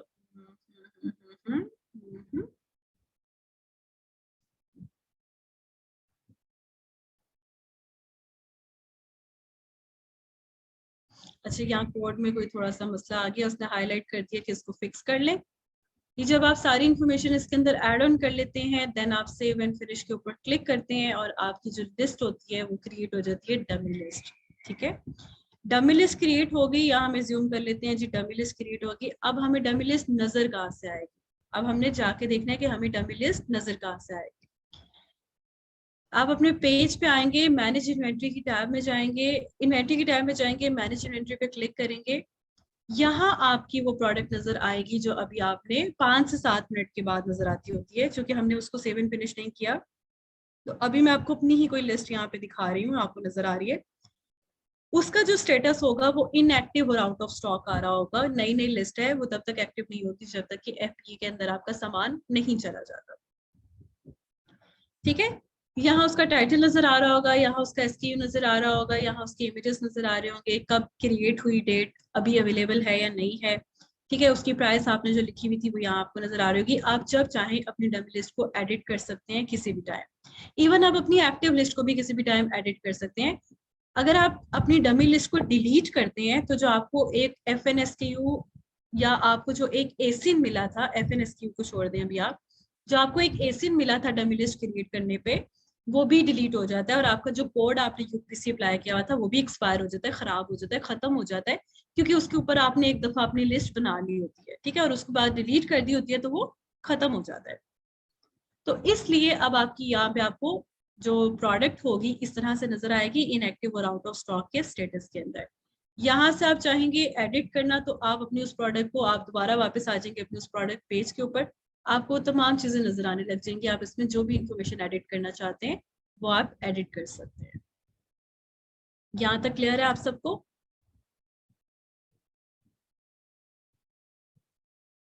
जी जी, जिसका इफ्तार टाइम है प्लीज वो चला जाए, प्लीज, नो इशू।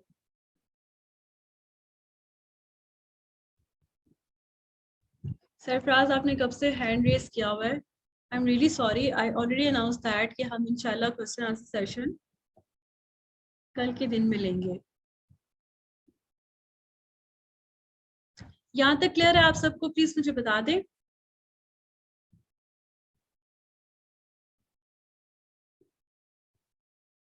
कल हम थोड़ी सी वेरिएशंस को भी देख लेंगे, वेरिएशन होती क्या है और कैसे ऐड की जाती है, इंटर्नशिप प्लान भी देख लेंगे, प्लस हम क्वेश्चन आंसर सेशन भी इसका कर लेंगे, ठीक है। ना सिर्फ इसका क्वेश्चन आंसर सेशन, इवन अगर आपको product hunting, sourcing, ID creation, अभी तक जितने टॉपिक्स पढ़ लिए हैं उससे रेलिवेंट कोई भी आपका सवाल है आप कल वो भी कर सकते हैं।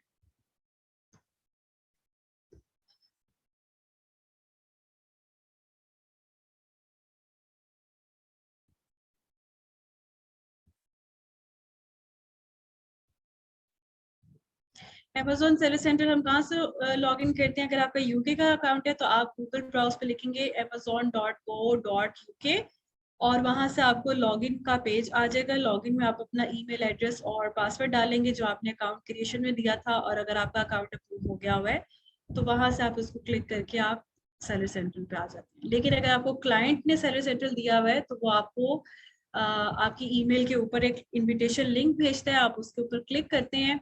क्लिक करने के बाद आप जो है वो उसकी गिवन उसने जो परमिशंस दी होती हैं तो आप उसको क्लिक करते हैं, देन आपके पास चाइल्ड परमिशन के ऊपर आपका अकाउंट आ जाता है और आप कुछ भी उसके अंदर लिस्ट वगैरह बना सकते हैं।